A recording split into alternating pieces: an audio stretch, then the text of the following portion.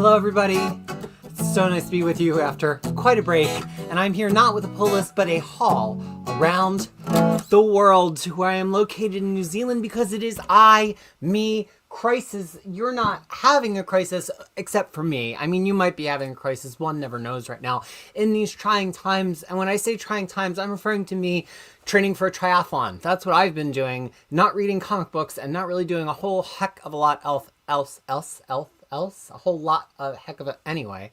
Yeah, I'm an athlete now. Do I look athletic? I don't know. What strike a pose that an athlete would strike rather than someone trying to vogue. But I'm here with so many books. Legitimately, they are piled this high. They're like to shoulder height with me. I have them on a variety of surfaces because I didn't want them to topple. But I have like one stack that goes up to like my mid calf, and then I have another stack that comes up to my shoulder. I've got comic books. I've got some sheet music. I've got some prose. I've got some D&D. I've got some things totally, and I've just got some mail. So I want to say hi to some of you in the chat because I haven't seen you all for like a month, and it's been a very busy month. Some of you asked if I've read any comics. The answer is no. I've been so busy. I've been very, very lucky to be very busy with some paid work, which is a joy because that's what helps to fund all of this in addition to Patreon. And also I have been training like 2 to 3 hours a day, 6 days a week, and that involves a lot of eating too. So unless I start an eating stream, which is a totally different kind of niche content, that's what I'm busy doing. All right, I'm gonna have my makeup reveal because we know that I never know what see, things are, that's, it's a look. And now let's just say hello to some people in the chat. And then, oh my gosh, there is such a pile of books here. The first one into the chat was the great Gonzo saying, "Dear God, crisis is back. My prayers have been answered like a prayer. I will take you there." Edwin Billiot, who I know got that reference, is here and is happy to see me back, as is Logan Wayne. Pity Ma, what the heck? It's been a blip. I know, it's been quite a blip. And it's kind of like once I'm not doing it, I've lost momentum. It's like, well, I didn't do it last Monday, but also we'll talk. I mean, we can talk about it now. There's no rules. This isn't pull list. There's not an agenda. The pull list that I was next to catch up on, which I think we were still in July, was 60 books. And that's a lot of books to read in 1 week or 2 weeks or ever really. And I was like a third of the way through it and I just could not find a comic book I liked. And when there's 60 of them and when time is so limited, it was kind of like, I have other things to do. And so I kind of just like, no, that's not to say pull list is not coming back. I do not know that I'm ever going to do a pull list for that week though, because there just was nothing to talk about. Okay, let's continue. Superjob is here. I missed you too, Superjob. Superjob is sure that I've been away doing some kind of binge read this entire time, like all of the Dark Horse Star Wars books, as if. No, I've gotten 62 pages into a prose book, which I do not like, but I didn't just get it in the mail, so I'm not going to show it off today. James the Medium Answer is here saying, good to see me again. Well, I mean, it depends on how the hair and makeup team did, really, if it's good to see me again or not. Samantha Jane, the way I ran here, you run everywhere. That's false flattery. You move everywhere at a high speed. I am still not actually cleared to run yet, so my triathlon training I'm swimming, which is actually going very well. So I've been back at the pool. We all know I'm happier when I swim. You just haven't been able to enjoy the fruits of that happiness, but and not this morning, though, as we can tell by my hair volume. The hair doesn't get this high if they're swimming in the morning. One day there will be a swimming streaming overlap and you'll see. But so the swimming is going really well. The biking, I got a bike. I tried to figure out if I could show you the bike, because technically it's all around the world. It's from the United States. I mean, I didn't order it from the United States, but the bike I got recommended and bought is from the United States. But then I have to like pick up the laptop and go outside. And we know the internet is, but yeah, I've been biking a lot. I'm still not allowed to run though, because I'm in physical therapy for a leg thing. And so I'm triathlon training without running. I'm going on really, really long walks. But we'll talk more about the bike, I'm sure, as the stream goes on. Earth Geomancer's here. We're so back. And by the way, I'm also back on Omnidog's Vault midway through this week. We had to postpone jamming from last week for scheduling stuff. And this will be the last jamming on comics for a while because the next one will be after my time change. And because the time change happens, we actually get further ahead of the United States, but it puts us closer in physical time to the United States. And I won't be able to do mid-afternoon or like mid-afternoon for me, early evening streams in the States anymore because I will have to be at like school pickup or stuff. So this will be the last jamming on comics for a couple of months. Reaper XZ, what the heck? I thought I had found Scientology, but they're back. We'll get to that later. I was gonna say closer to the truth than you think. Not really, but in my ridiculous mind, yes. Stoops, yes, good to see you as well. Cedric and Ellen are here. I finally got that record. I forget what it's called right now, but it was from like 2021 or 2022. It was like a French like house techno artist, and you were like, oh, maybe it wasn't house techno, but it was some kind of like dance adjacent. And you said I would really like it. I finally have that. Have I listened to it yet? No. But that's the other thing I've been doing. I realized I had not listened to a single album from 2025 other than Gaga, Garbage, and Torn Breaks, which to be fair are three of my favorite artists. So I've actually been like really listening to a lot of music since I haven't really had the time to sit around and read. So that's been fun. And again, my mood, these are things that all make me happy. So I've been offline, but I've been very happy. Cliff wants to call me Chris. I do respond to Chris. Cliff, who I had never, this Cliff on Comics, very, very fun YouTube channel, very casual hangout vibe, just getting on and shooting the crap about comic books and some loosely defined topic, but also a lot of really good knowledge about like what's coming out right now. Cliff and Superman. Cliff knows a lot about Superman. Cliff and I had never met and never spoken and had just been on a group chat, the Omnidog group chat that we all have backstage with a lot of the regulars on Omnidog's Vault. And Cliff had come to the conclusion that my name was Chris, or that I had like formally renamed myself Chris. And then somebody who knows me and has known me for a while used my real life name, which many of you know. It's not for the stream anymore. And Cliff was like, don't call them that. And so let me just be clear. I do answer to Crisis. I do answer to Chris because it's part of my name is Chris. So it's not unfamiliar to me. But the reason I changed the name of the channel, even though it's very obvious what my legal full name is that I just wanted to have a little bit of separation so that when people were meeting me in like very legally oriented work meetings, they weren't just typing my full name and finding the pull list as like the first hit. It's amazing. You know, SEO ebbs and flows. I'll never be able to make the internet forget that my full name is associated with this stream, but by just not putting my full name on the stream and not saying it in the transcript of the stream, it just gives me like one layer of separation so that you see some professional things about me when you Google me. But I mean, that cat has long been out of the bag and the internet never forgets. All right, let's see if there's anyone else. James Abel was probably like, you know, in the Cerebro, or like, I assume he floats in like a sensory deprivation tank in somewhere in the Midwest of the United States. I don't know if technically you're in the Midwest. It's been a long time since I've been there. I'm forgetting these crucial details.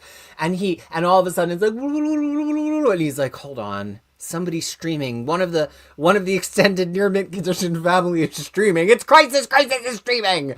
Okay. Oh no, now Samantha Jane is injured. I'm so sorry to hear that. I mean, it has taken, I think I was underestimating how much of a mental toll it was taking on me to not be able to run for so long until I finally went to physiotherapy. And PT, physical therapy, or here in New Zealand we say physiotherapy. It is so good in New Zealand. I've been to it in the States and it was like fine, but in New Zealand, it almost crosses over to them being like a personal trainer. Which I know there are physical therapists like that in the state, but that's like the norm here. And I really, really enjoy it. And I hate running. I'm on the record as saying running is my least favorite thing in the world. Nothing makes me angrier than going on a run. But it's like I use that to plot all the cool art, comics, writing, blogging, all the stuff that I'm going to do while I'm on the run because I'm hating the running so much. And I think not having that, it was kind of like, I was in a lightning storm with no lightning rod. I had nowhere for the hate to go. So point being, I was making it about me, but I'm really sorry to hear that you're injured. And I know you're a super, super active person. One Wheelchair Axe, I was thinking about him last night because I'm like, I'm so behind that I never got to do the stream with him. That was my special reward, that I was supposed to catch up so I could do the stream with One Wheelchair Axe. And I'm just, life finds a way, and then sometimes life doesn't find a way. Funny story about that, Edwin. So I don't have a new fishing lure. I just have the same one that I've always had. But I recently had to get some art supplies for Kid Crisis to do a project. And we went to this store, and I was just trying to find a place that would have like all the art supplies. And we found this place that was art supplies and wigs. So I was like, wigs and costumes and fishing supplies. So I was like, this is everything in my life all in one place. I can get wigs to accentuate the hair. We could have dress up days. Kid Crisis can get her art supplies, and I could technically add to the fishing lore collection while I am at that store. Helen is saying welcome back, as is Hank, as is Z, as is Ryan, who I really haven't gone anywhere for Ryan because we talk all the time on the Near Mint Condition Discord. Stromae was the artist that I finally grabbed and of that I haven't quite listened to yet. Currently, I'm in the middle of listening to Lucy Dacus's album from earlier this year, 1/3 of Boy Genius. James Abel giving us a link to Cliff on Comics. Reaper is definitely having a crisis outside of this crisis. Superjob has forgotten all the lore, and always an instigator. Finally, life is worth living again. Never leave us again. Well, I mean, I don't get to do a moment of crisis because it's not a pull list, but I will say a couple of things that I've been saying this whole year. One is the whole, like, resolve, repair, recover. And that's what I've been doing, right? Like, part of it is this dumb laptop. So originally, Apple's announcement event for new laptops was going to be in 19 days from now, and then I was going to have a new laptop. Now, this port is dead. This port is only if we keep everything completely still and don't breathe alive. This port goes on and off every couple of seconds, and this is the only port that can receive stable power, which actually, oh boy, the computer says that it's charging right now, but actually the battery level is going down, which is generally not what you want to see when your computer is charging. So that's the other thing, is I do have a physical impediment to streaming right now, and that my laptop doesn't really do it. I was in a work meeting the other week where the laptop, literally a puff of smoke came out of the laptop and wafted up, and then the laptop shut down. So physically, I just do not have a computer to do this on right now, in addition to all of the other impediments. And if that charging number doesn't start going up, I do not know what we're going to do about the rest of the stream. It might have just been an intro chat, and that's it. So yeah, and so, resolve, repair, recover. What can you do? So I'm like, well, maybe I can get my older computer repaired so I have a little bit of a backup for if my computer gets killed between meetings. I can make sure I have the right amount of savings. And you know what? If you just can't stream and you don't have a computer, what are you going to do with those mornings? Maybe go on bike rides, right? Like, you just have to work around life like you are just a flowing river. And so that's been one thing on my mind. And then the other thing on my mind is, one of the reasons I gave that I came back and started doing YouTube is I think we just need, like, cool people who are reasonable people who, hold opinions that are not insane. Or I shouldn't use mental health language. Let me retract that. That are not completely unreasonable opinions that no one who is a rational human being who cares about other people would hold. We need more people like that on the internet, and they can be slightly unhinged, which, hello, do I have a hinge? Not entirely, but not hateful, not dehumanizing anybody. And so sometimes I just see certain news that breaks, and I'm like, you know what? This is the reason I wanted to be on the internet. Not that I'm ever going to have 12 million followers. That's not the goal. The goal is to just flood the zone with more friendly people who have interesting opinions, who invite openness and humanity and love for all. And so if that is you, I would encourage you to put a little of content out there sometime if you are so moved. But yeah, the laptop, Logan Wayne, is so close to death. Oh my gosh, One Wheelchair X with his first professional acting job. That is so cool. I've been slightly scratching at the acting bug a little bit lately. Oh boy, this might actually lead to our first haul around the world if I can find it in the stack. Okay, I have to disassemble the stack. Stack disassembled a little bit, because it's getting a little bit dangerous. I mean, I guess you're going to see what some of the... by the way, the back of my hair probably looks bad. I went to a rare outside of my house thing last week. I really don't ever leave the house to do things with, like, people in space. I do it to, like, work out or whatever. But that's another thing, but it's downstairs. I can't show you. I went to a poetry reading of this friend of mine in Wellington. I never go out to events in Wellington, but they write this really cool kind of like narrative, almost prose poetry, and it was a really cool reading. And I don't know if I talk about this too much, but I am still relatively COVID conscious. We've never had COVID in this household, knock on wood, and that's partially because we mask everywhere, which honestly I don't even get like colds really that much anymore. It's kind of just like, yeah, unless you're in a setting with known friends, why would you not wear a mask? Why would I not wear a mask to the supermarket? Like, here we go. Here is an unhinged but still reasonable and not dehumanizing anyone opinion that I hold. Why is it worth it for people in the supermarket to see your lips just so you can catch their germs. There's the equivalence there does not exist. I'm not saying that I think that people who don't mask are like dumb or bad people or something. I'm just saying in the scale of where would what experiences in life are worth it for me to catch the sniffles even. Supermarket shopping does not rank. And so I still wear my mask to go supermarket shopping. Now, do I swim in a pool in the mornings? Yes. Do I wear a mask in a pool? No. Because on my equation of is this worth it and is this dangerous, swimming in the pool when only a couple other people are there to get the joy and exercise that I get does not require me to wear a mask. So point being, we went to this poetry reading, which was a lot of people in a pretty tight space because it was actually relatively COVID conscious because there were some people there who had chronic health conditions that COVID would be really dangerous to them. And so everybody masked. And then only when people went up to read the poems from the book did they unmask. And it was like such a cool community thing that everybody came together to do that, knowing that the writer and people that were close to them, needed that. And so that felt really, really cool. And the other thing was that it was an overwhelmingly queer space. And I don't really get to go to a lot of like physical queer stuff. And it was just cool. And when I say queer, like all across the LGBTQA I plus rainbow, which they just call the rainbow community in New Zealand, which I find vaguely offensive, but not as offensive as the alphabet community. I hate that. That's not a thing. So, because I'm not a community with some other members of the alphabet. Anyway, where was I going with this? Oh, but I have been kind of bitten by that bug. And the other thing is this triathlon thing has been on my bucket list for like 15 years, ever since I wrote my book, which was in 2010, which was the first thing I knocked off on the bucket list. And I was like, oh, triathlon. I'm only doing a triathlon sprint, by the way, not a full Olympic half. But then the next thing on the bucket list after that is doing Hedwig and the Angry Inch. Now, I don't know if I'd really want to get the rights and perform it because that's a lot, but I know all the songs and I can sing all the songs, although I'm a little out of practice right now. And it's just a monologue, but it's not that long. I've had semi-pro acting stuff where I've had more than this amount of dialogue in a show because it's only like an 80-minute show, even if Hedwig talks the entire time.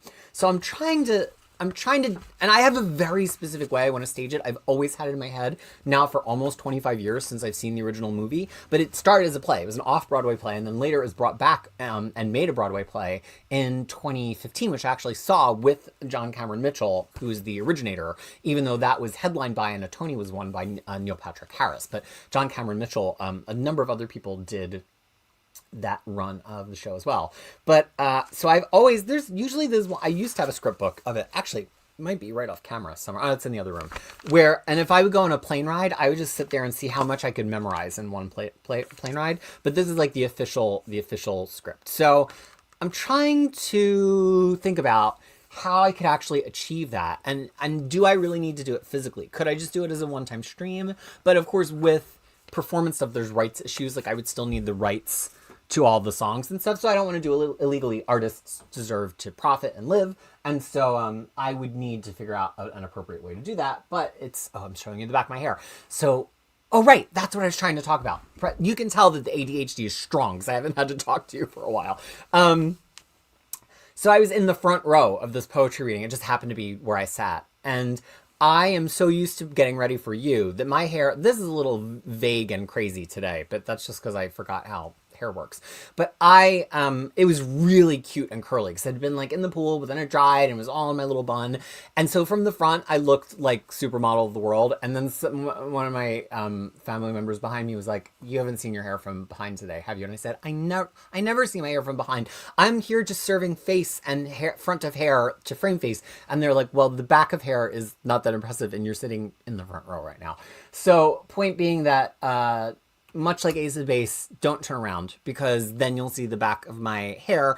But then also that I was being kind of bitten by the like, oh, I do kind of miss public performance. I'm so happy for you, One Wheel Trailer X, that you get to do that. And I can't wait to hear more about it as your production approaches. Quincognito, somebody else that I chat with regularly. It's been so wonderful to reconnect with Quincognito, somebody I used to talk to back in 2018 when I first got to New Zealand, and they've been through some big moves in that time as well. Robert Secundus, who used to be the only reason that I even logged into Twitter anymore, but guess what? Now he's posting those bangers on Blue Sky now, so I don't even have to go on Twitter anymore. The chair pattern is actually, there's this wonderful thing in New Zealand called the Extravaganza Fair. It's kind of just like a little traveling, like, rustic goods and like food and face painting and local music and stuff there, but it goes all around New Zealand in the nice weather.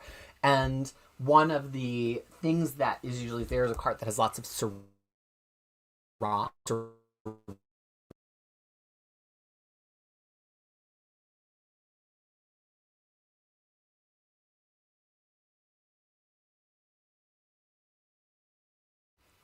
Well, unfortunately, I may have had to exchange internet for power.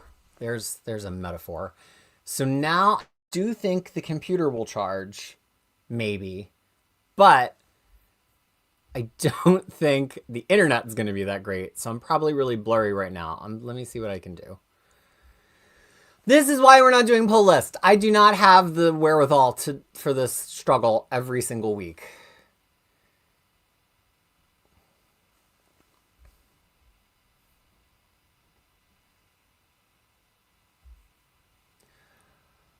Oh, dear. Dearie me. Oh, dearie, dearie me.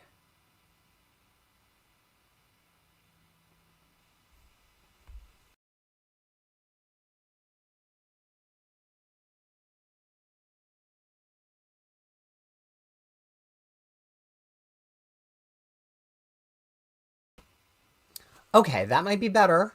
I hope the computer is charging right now because at least... Because if it's not charging, we have about 2 more minutes together. Okay, I did see the number go up. So anyway, this is a sarong.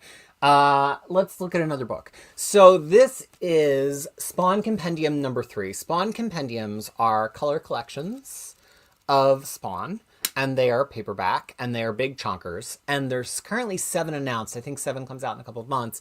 And they each collect exactly 50 issues, except for one of them I think collects 51, because there was one extra issue that was actually part of Spawn, but it was like a one-shot. So this collects 101 to 150. And the reason I got this, even though I haven't started the first 2, is because this has all of the remainder of... something.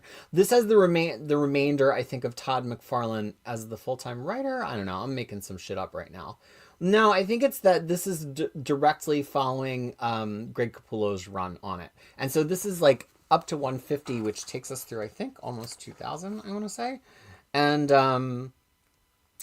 I don't know if I want all 7 of them because I've read a lot of Spawn from 250 on, and I just don't really need to ever read it again, but I am curious to read up until 250, and these are a really good deal. The interesting thing about these, and you can see it actually, I opened right to it here.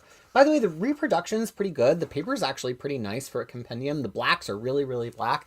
There's no covers. So they sell a Spawn covers collection separately, and they just put that page number in the corner when a new issue starts. So it's like one continuous read. Here you can see some gutter loss on like a big spread, but that's common on a big book like that. But I found that these are actually in the scope of compendiums bound pretty well and look pretty good.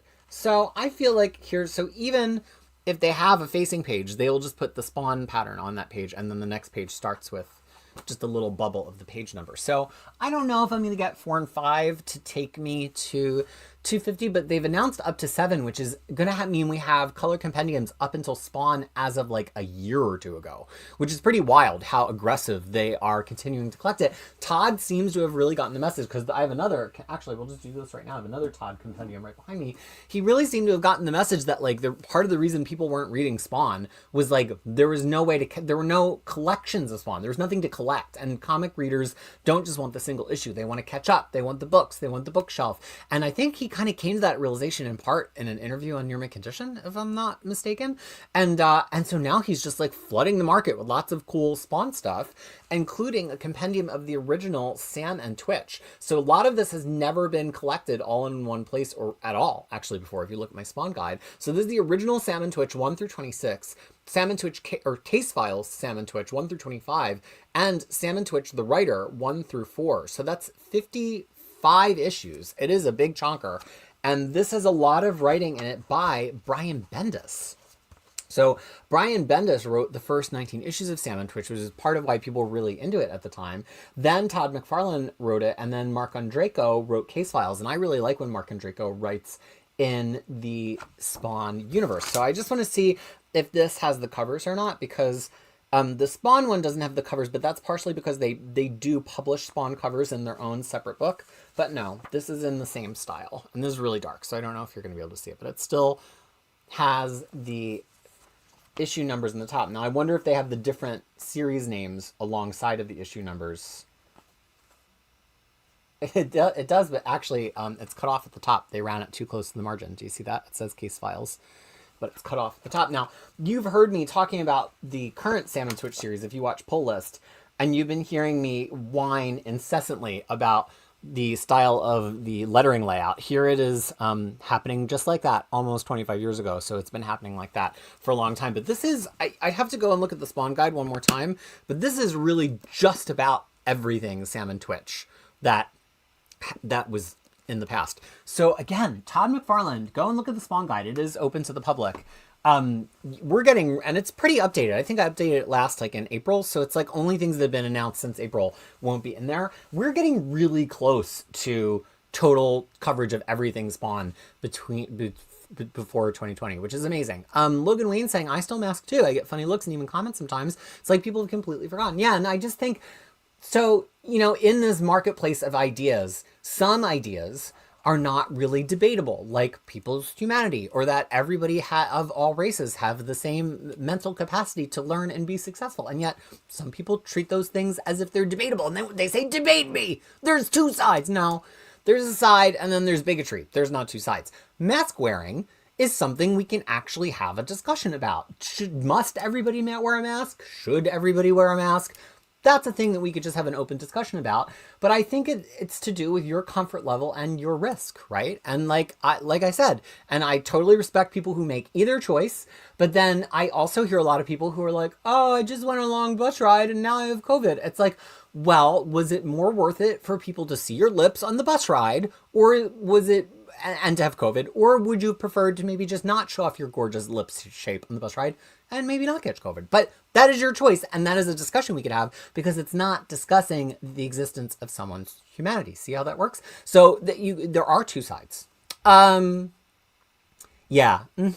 I have some opinions which don't necessarily go with this YouTube show, but you're going to get them anyway in some form. Logan Wayne also saying, I'm not queer, but any mention of the alphabet people gets my backup because I always hear it from someone straight and it's said with disdain. Also, it makes me feel like I'm on an episode of Star Trek. Like, we're on the planet with the alphabet people. They say all of their sentences in order, starting with different letters of the alphabet, like an improv game on whose line. Anyway. Super job to you, Super Frank. After a whole month of hair and makeup time, I expected something even more fabulous. Right, but it's like they've had other gigs. You don't know what kind of hair they've been working on in that period. You don't know. So we don't know. You know, I did a whole the makeup team, whole different lip liner approach today, which no one ever seems to remember that this side of my lips is a little. Lips are asymmetrical. It always makes me think of that Tori Amos song. Laugh at my funny lips shape silent all these years because I always have a little bit less lip on that side than on the other side. It always turns out like that. And that's a thing you can accentuate for with the magic of makeup artistry, but the team never remembers to do that. And so I always have a little bit less lip on that side. Okay. Yes, Georgie Chimchimov, you crashed the stream. It was you. But that's okay. We're back now. Michael DeFonte, it's okay. It's, you know what? Resolve, repair, recover. What can I do? I can get the computer repaired. I can enjoy more time outside while the weather in New Zealand is gorgeous. And then later we can come back and do computer stuff when computer stuff can be done. Roger Coleman, yay, I'm back. And hello to you. Chris saying, hey, Peter, I hope you're doing well today. I'm doing very well. I'm very cheerful. Can you tell how cheerful I am? Robert Secundus, I'm glad for the chapter marking. At least it bothers me when collections have no marker. Yeah, they caught a lot of crap when they did the original Spawn Compendium with no covers, and that was older. The original Spawn Compendium was black and white, the original version of #1. Then they reissued it in color. But that's one of those things like, don't get a first print because you'll get a black and white version, unless that's what you want. But people were really frustrated at that time that it didn't have covers. And so when they reissued it in color, people were like, oh, maybe they put the covers in. It's only 50 more pages, but no. And so, but for Spawn, as I said, there are Spawn covers books that you can buy that are pretty cheap. They're like $10. So I eventually might just get those and put them alongside just to have the covers to look at. But I think it's weird that they're doing compendiums of other things like Sam and Twitch without putting the covers in. Unless, where'd I put that? Unless they were just at the end? Oh, hold on. Covers at the end. Covers at the end, alert! Covers are at the end of the Salmon Twitch book. That is not the case in the Spawn compendiums because they sell the covers separately. Yeah, there are not covers at the end of the Spawn book. There's a cover. One. Also, really pleasingly consistent. Oh my god, 2 of these is heavy. Compendium designs on the spine. They're clearly part of the same family. Really like that. The other non-compendium books have different spine designs. So like the Hellspawn complete collection has a different spine design. But I'm really thinking I'm going to try to get everything Spawn up until maybe even 2010. Yeah, am I ever going to read it? Who knows? Speaking of things that I'm done collecting, complete, finito. I think this is my last Marvel Masterwork, and not just because the line is canceled, but because I've reached the end, my friends. So this is Fantastic Four Marvel Masterworks 27, which is so crazy to think about that we got all the way to 27. But this is my last one because it is the end of John Byrne's run on Fantastic Four. Now, I used to have that on Omnibus. When it started coming out in Marvel Masterworks, I sold those omnibuses here in New Zealand and made a pretty penny that pretty much paid for almost all of the Masterworks. And so it's taken a number of them to get all the way from the beginning of his run proper at, what is it, like 232, all the way to 295 and 296. But now I have it all the way. Now, I also eventually will have this in Epic Collection because they eventually will put it out. But that, to me, ends, the classic period of Marvel Masterworks. I have always been a proponent that Masterworks should have a stopping point for each line. And it should be a certain time or a certain author leaving the title, something that is a demarcation line for that. And I think to the detriment of the line, they never did that. And that's part of why they had sales problems, because they just thought that it was going to go on forever. And nothing lasts forever. So let's see, what else do it's such a big pile. We're going to be doing this for a while. The charging number is going up rapidly now. So hopefully the internet can hold on. Quincognito is staring at that Wildcats compendium, and I need DC to keep those going so bad, right? Like, I know it probably didn't sell a lot, but we just need what? One more Stormwatch to get to the other Stormwatch, and 1, maybe 2 more Wildcats after this. It's just 3 books. DC, they need to put out the big ones, the Superman, Death and Return of Superman, which can we just talk? I'm not super happy with this binding. It's really, it's like starting to curve a little bit, and it's not square enough. And I know that that's actually probably going to help with the reading, but it's making it have this kind of like sideways quality on the shelf. Even the Lobo one, which is just about as big, which is right next to it, is just a much squarer bind. It just is bound better.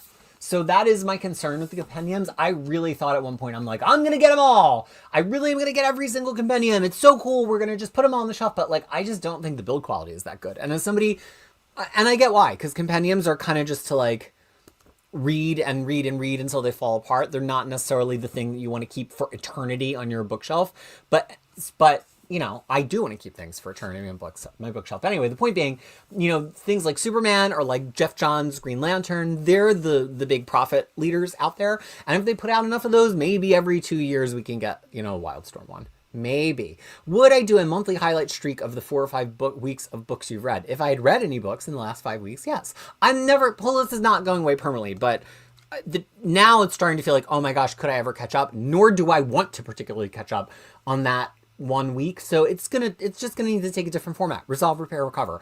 Trying to do the same thing every week, that's slowly sapping the life out of me because I don't want to read all 60 books because some of them are terrible, and it means I don't get to see anybody or talk to anybody over the weekend.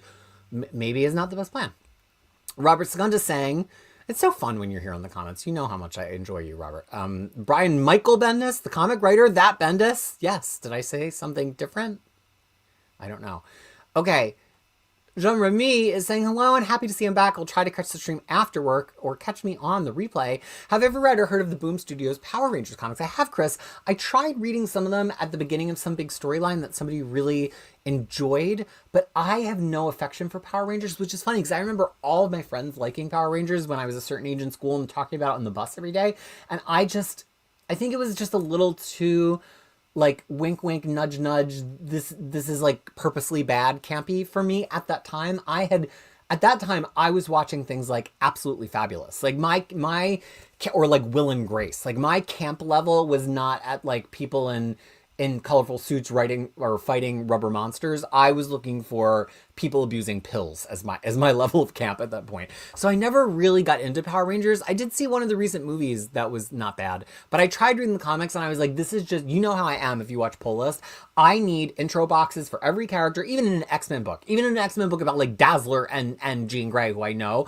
I need caption boxes, I need reminders, I need explanations. I'm face blind, I have no memory for names. And so the Power Rangers comic, I was like, this is just a comic about 18 people who I deeply do not give a shit about. And I'm not being introduced to any of them because it was very much a comic for people who already cared. And I read a lot of comics that are tie-in comics to things that I've never read the original of. Like, sometimes I do. I mean, not often. You see me skip things like The Witcher or whatever.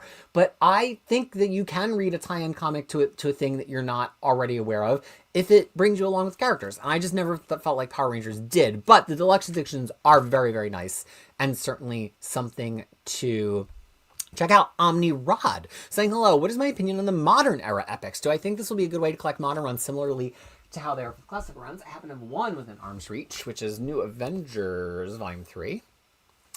This is the initiative. Here's the thing. Yes, because as it was, Marvel was kind of inconsistently layering different kinds of collections. You had to either be there when the original trades came out, and everything from 2004 forward had an original trade, and so if you'd been around since, or between 2004 and 2006. There's a couple of series from 2004 that don't. So if you had been around that long, you had everything, which I have, because I started in 2010. It was easy to just scoop up those 6 years real quick. So I didn't need it when they started to do like complete collections. I would get them sometimes if it was convenient, like for Daredevil. But I mostly just had all the original trades. So then people were waiting for complete collections, but complete collections had a little bit of prestige to them. Like they weren't going to just collect any old series the way that Epic collections very much do. And complete collections tended to stick to like creator runs very much. And so I do think Epics is the way, especially because Marvel is so close to complete coverage on so many of their big lines of pre-2000, pre-2004 classic epics. I mean, if you look at the big ones, Thor, Captain America, Spider-Man, we're getting really close on a lot of them. So, I mean, just from a profit perspective, Marvel is going to want to keep putting books out, and they're going to put out modern epic collections. Do I kind of hate myself a little for not buying all of them from the beginning? Yeah, but I've got those books in the house already. I don't just want a uniform bookshelf. I want coverage of runs, and if I've got the coverage already, I don't need to continue to spend $55 or $60 cover price on every one. I think if you are not me, and if you have not bought all the trade paperbacks from 2004 forward, these are fantastic. And I think the coverage will only continue to grow as the lack of coverage and the classic line shrinks and shrinks. So yeah, I absolutely think, I don't think there's ever going to be a better way to collect the runs. Marvel will do compendiums eventually. They will. I don't have any insider information. It's just the direction the market is going in right now is compendiums. But even if they do compendiums, Epics will still be a better option, I think. Robert Scundas, I remember when COVID first hit thinking, I hope one small good from this tragedy is masking culture like in Japan becomes mainstream. Same, my friend, same. It just became such a relief to me to not have to show my face to everybody everywhere, not just because I didn't have makeup on, but just because like it hides micro expressions. It gives you an amount of privacy while you're still in public, and it's not about like not being on camera or like not being recognized. It's just feeling like there's a little something that's just mine, which made me actually, I mean, if we really want to get into some interesting debate, really made me reconsider a lot of long-held opinions I had about cultures where people, especially women, cover up some part of their body or hair in public, because all of a sudden I felt like I was so empowered by covering up part of my body in public, and I was like, ooh, maybe I've missed a aspect of this perspective all of these years. Okay. Rye Hunter saying, why do I think Titans have struggled to have an identity post Wolfman and Perez? Wow, Rye coming in with the big questions today, the big weighty questions. So, I think the problem is, and New Mutants is very similar. Anytime you have a team whose definition relies on their age, when those characters grow and change, it becomes harder and harder to define that team. And so Titans and New Mutants have had a very similar path in that regard, in that it's like, do you bring in new younger members? Do you spin off something different? Like, you know, Teen Titans turning into Team Titans, just turning into Titans, New Mutants turning into X-Force? Do you try to revive it with new cast members that are younger, which they've done for New Mutants and Teen Titans several times? Do you make the older cast members into mentors, or do you just take the new off of it and just call it Titans, right? But you can't do that in New Mutants because they would just be mutants. Although originally, wasn't the mutants originally what Stan Lee was going to call X-Men? I want to say that's true. And so I think that there's just that definitional problem with the title, with the cast, with what to do with them. And also because the Titans are not the Justice League. Like, you can throw in one or two newer characters that are around their same age profile, whatever age they are at the time. But I think when you totally recycle everybody and there's no connection, it doesn't always hold. Now, I like that Adam Glass run of Titans. That was a lot of new characters. It had Crush in it. It had, what was his name? Roundhouse, Roundball. It had a lot of non-recognizable Titans, but it still had a Kid Flash, and it still had a Robin in Damian Wayne. So I think that Titans, it's really hard. It's not just generational. It doesn't just work if you have random young characters. It needs some kind of link to its identity. But also, if you then stick with the original characters and there's only, like 8 or 9 of them in any given configuration, how many different ways are you going to have them bounce off of each other that they haven't bounced off of each other already before you start playing the hits again? And I feel like that's really happening in the current Titans series, which I'm caught up on, save for like an issue or two. And that, like, it's really good. The Tom Taylor part of it was good, and I like the John Layman part of it, but it's starting to feel like it's just playing the hits. It's like, here are the relationships, you know, again. And it's like, well, do we need a monthly comic to do that, really?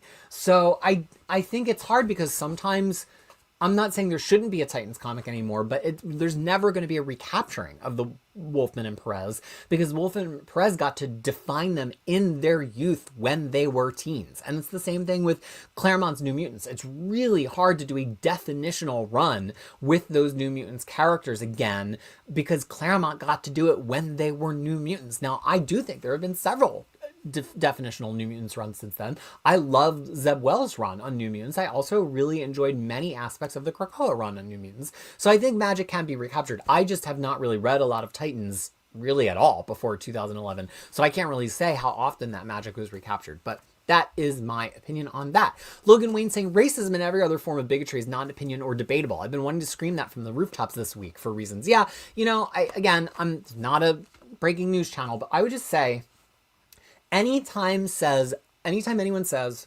there's opinions on both sides, the way to always approach that is one of the sides doubting people's humanity. And it always takes me back to that James Baldwin quote, which I looked up because I want to get right.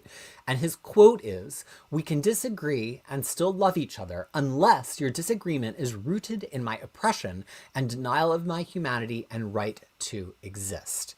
And that's the way that I approach anybody. It's like, we can see both sides. There are two sides. Let's debate.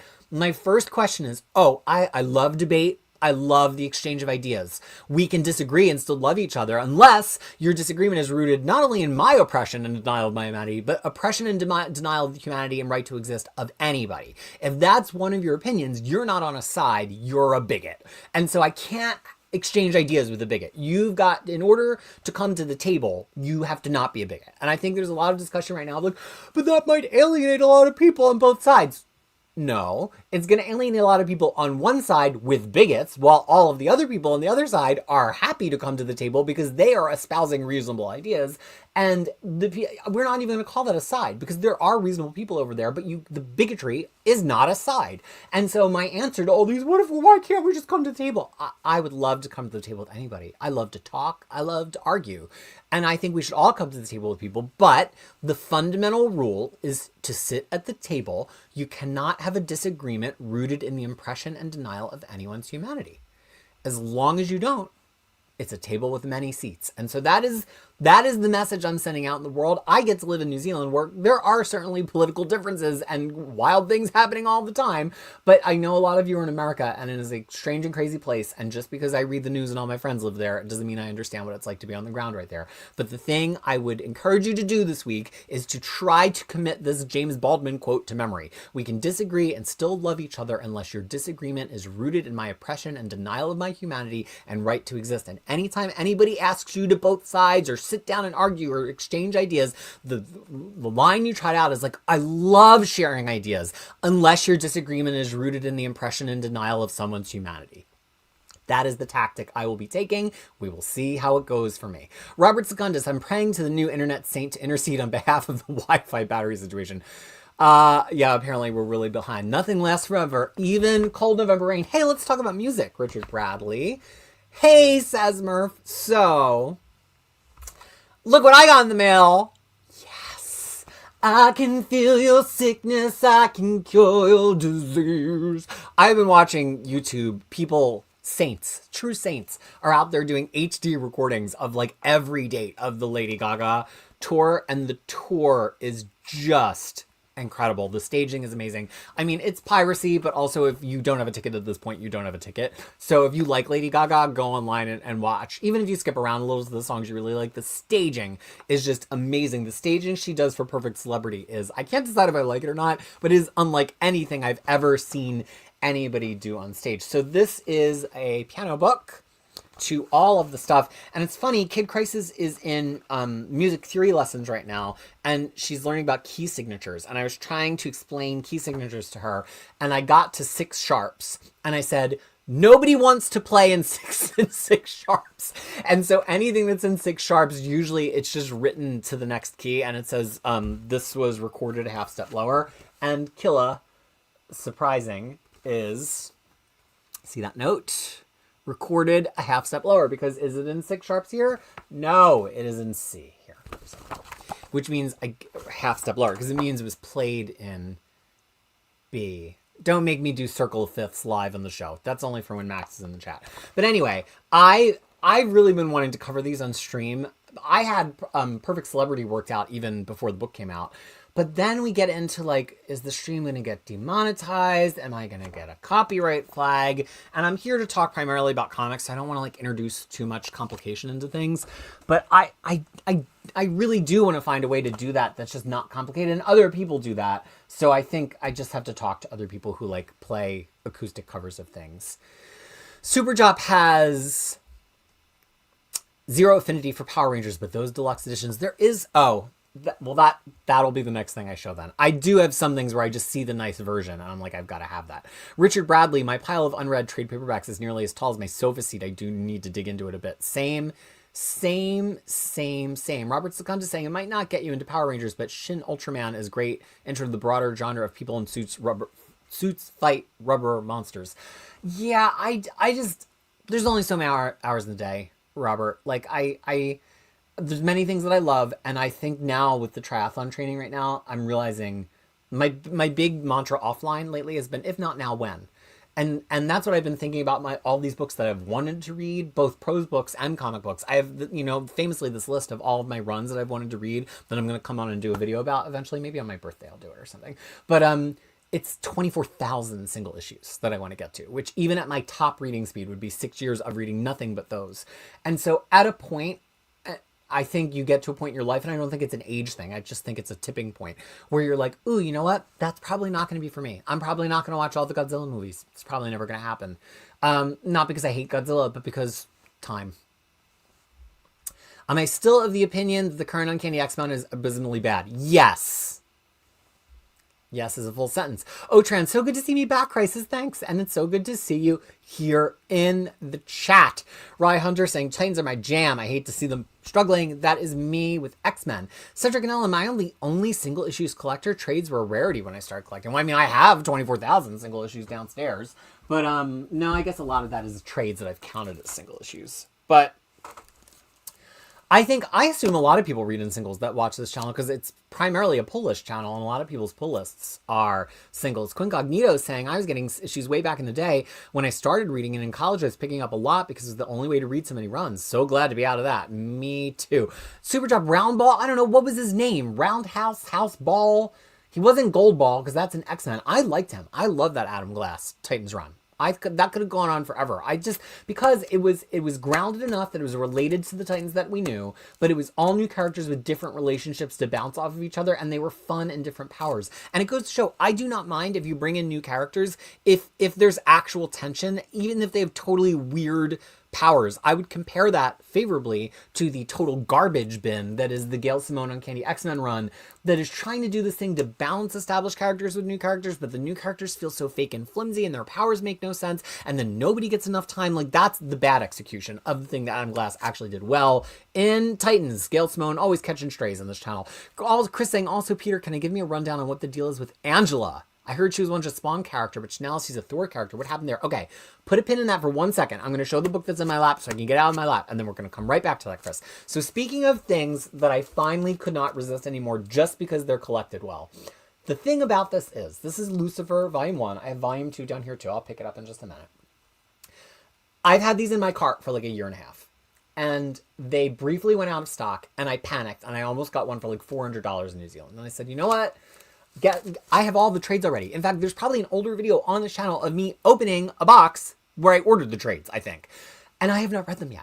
But I was having a format problem where I had Sandman in Absolute, and I do not like reading Absolutes at all, unless it's like one entire thing, like Watchmen or Planetary. That's different. But to just read 75 issues of Sandman in Absolute, no. I never did it. There were some of the first collected editions I bought because I was so excited to finally read Sandman. It was a no for me, dog. So then I got the deluxe editions of Sandman because the omnibuses were a little too big.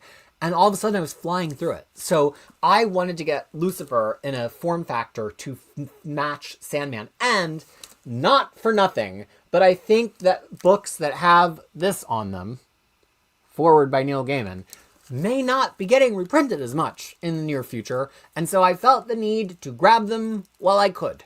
Now, Books of Magic 2 is sold out, and that's what eventually got me to get this. There's one copy in New Zealand, one in the country of New Zealand for sale, for 345 New Zealand dollars, which is like 200 US dollars, which is high. So I might just grab 1 and 3 for now, and 2 I'll get when I get. So here is Volume 2. It's crazy that I've never read this, because as we know, I like Heaven and Hell stuff. I love Mike Carey. I love Peter Gross. So it's on that list. It's on that huge list of books for me to finally read. And I will maybe finally read it if I ever do that stream, perhaps. Okay, I'm going to get one comment, then we're going to go back to Chris.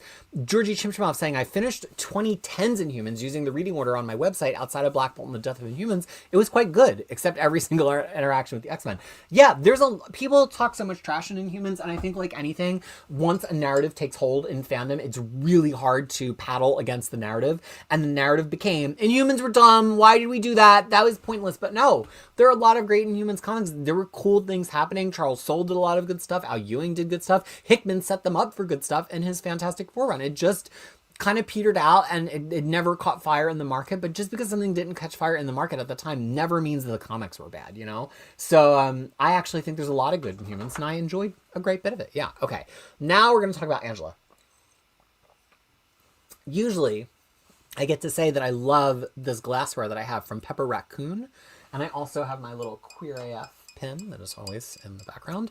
Unfortunately, due to all the tariff nonsense with the states, Pepper Raccoon has not been able to sell their stuff to the United States for like a month now, which is so awful because A, their stuff is amazing, but B, that was a huge income hit for them. So I hate that. So if you happen to be watching in New Zealand, hi to the 3 of you other than Samantha, but also please go buy some stuff from Pepper. They're the coolest. They're so cool. They're so friendly. I really am hoping I'm going to get to go and take a hike with them as the weather gets nice, because they go hiking somewhere around here.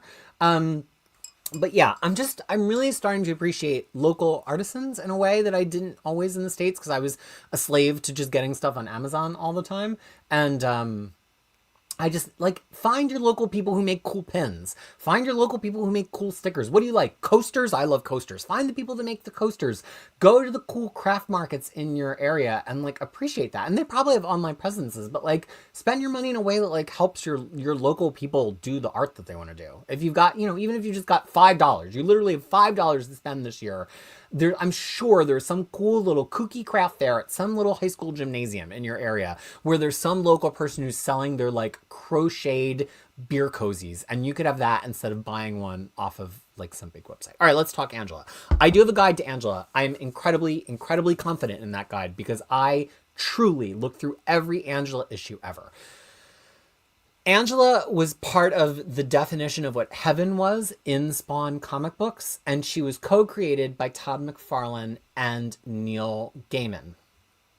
And then Neil Gaiman retained the creator rights to Angela, which is why there haven't been any reprints of the original miniseries of Angela. Oh, excuse me. Because Neil Gaiman would have had to agree to that, and he and McFarlane got into a dispute about that. And that dispute, of course, spiraled. So Angela disappeared. She wasn't in any comic books for just about 20 years.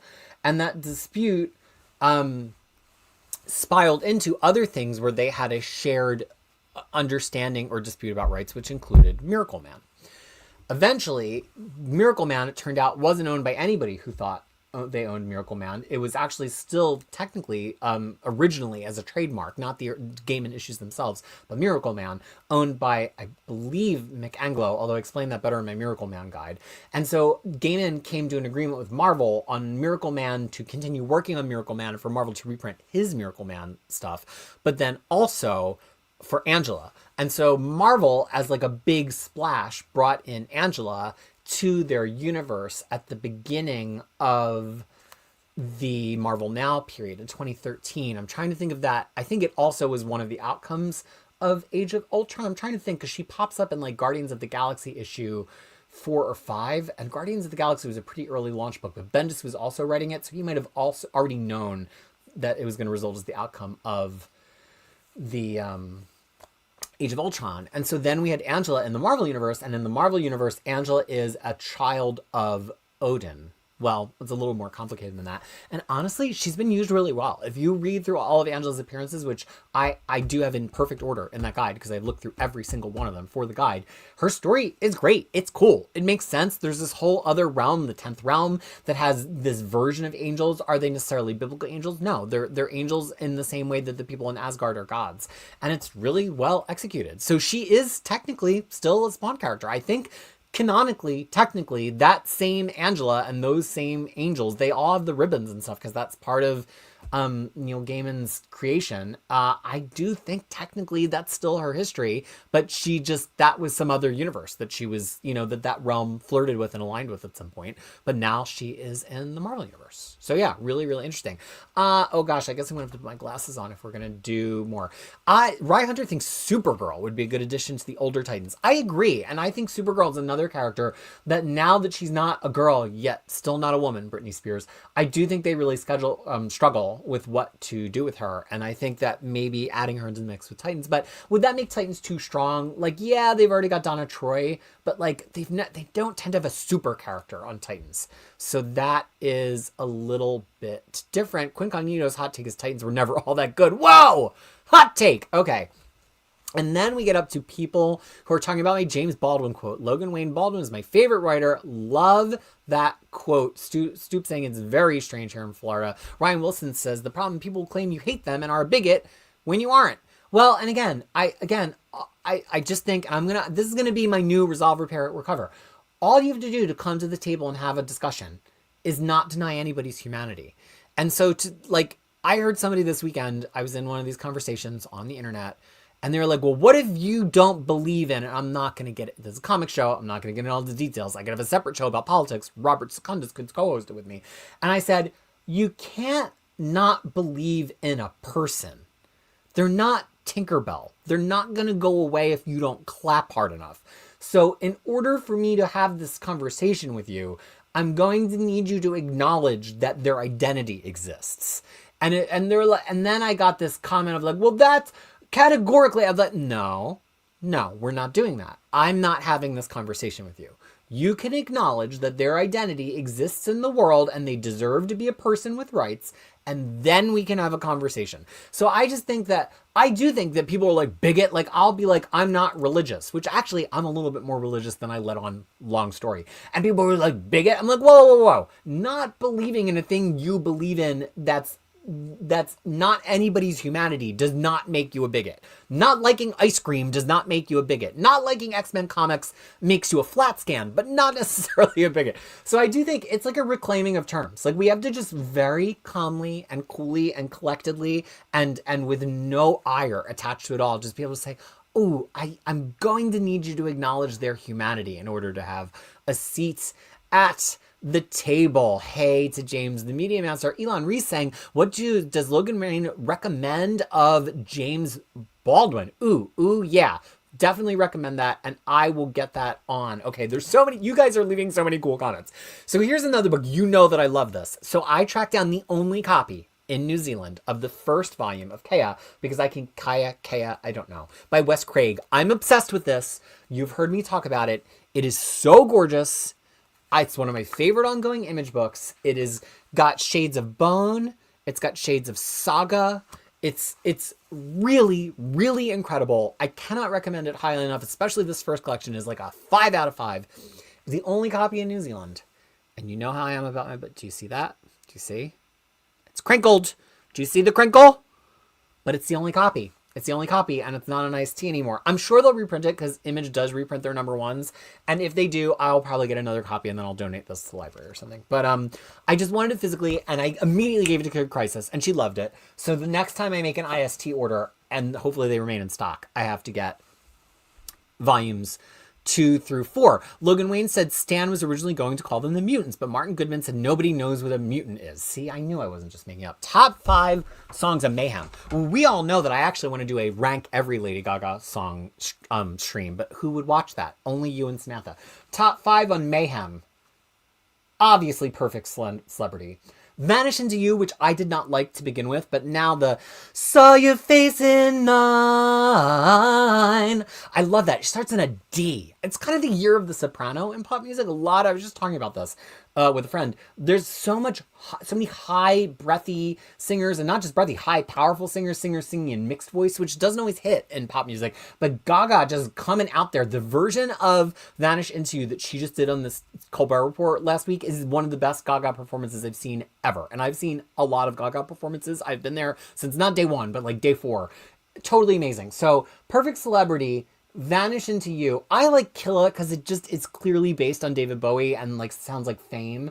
Oh, but gosh, now I'm already up to number 3. I do love How Bad Do You Want Me, but that's kind of just a Taylor Swift song. I have to say Disease. I loved it. Anyway, that was terrible. But now I'm up to 4. I don't think I'm going to say Abracadabra, though. I don't know what my last song would be. It might be How Bad Do You Want Me, even though it makes me feel like a basic bitch. Okay, there you go. Top 5. Imagine that, but for 4 hours in every Lady Gaga song ever. Robert Secundus, in my opinion, recording live shows is extremely important archival work. I wish there was an easier way to host them. I agree. And I agree with that for Broadway. Broadway shows should be archived. And I know they do a pro shot of many of them for archival purposes, but then they ought to be released. Back to the topic of the mutants. So he called them the X-Men, but always wondered if people didn't know what a mutant was, how would they know what an X-Man is, which is a fair point. Superjob kind of surprised there aren't any Lady Gaga comics. There is a Ariana Grande comic that came with her perfume. Paul Gundrum, Crisis, so glad I caught you. I've missed you, and I have missed you too. Do I know when Dynamite trades will be available again? I don't. I think part of it is that they had a lot of their, I don't fully know this, and I could ask Vincent Faust, who works at Dynamite, and he would know the real answer.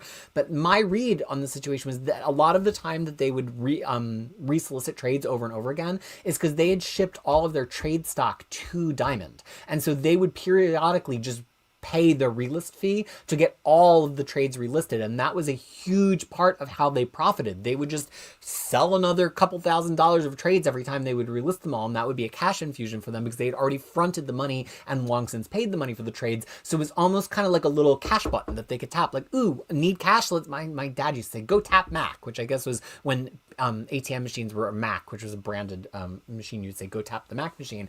And so they would go and kind of tap the trade money by having them all relist on Diamond. They would all get a new Diamond code. Probably that didn't cost too much money. Then they would reap a big benefit and they would float on that money for a few months. Again, I'm not an industry insider. I could be totally wrong. If I'm totally wrong, let me know. But now with the whole Diamond thing, I don't know if they have control of that stock anymore. I don't know if they've gotten it back from Diamond. And even if they have, they don't have any easy mechanism like that mechanism where they could just say, Diamond, relist all the stock, and it all got relisted. So I think it's going to take a while before they have that infrastructure set up again. Superjob saying, yes, it is Roundhouse. Quincognito excited about the Lucifer Omnis. Ryan Wilson has been meaning to get Lucifer. Robert Secunda saying, I picked up the Lucifer Omnis too. I've been meaning to read Lucifer for years now. I need to adapt it. If not now, when? Philosopher myself. Robert, what if we read it together? Except for you would know so much. Robert is like he has a degree in comparative religion stuff. So he's going to get so much more from Lucifer. I'm just a lax Catholic. So I'm not going to understand as much as Secundus is going to. No, Mike Carey was on Near Mint Condition a while back, and that reminded me. I need those Omnis too. Andrew O has Books of Magic Omnibus 2 in my giveaway pile. I'd ship it if I paid shipping. Shipping from the United States is brutal, but that might be cheaper than buying the one that's here in New Zealand. So you need to remember we're chatting for a month's worth. That's true. That's true. Richard Bradley saying my Sandman trades are currently sat in a box with all my other gaming books while I decide what to do with them. Probably donate them. I will say this. Feel how you feel. I certainly have things that I can't appreciate anymore.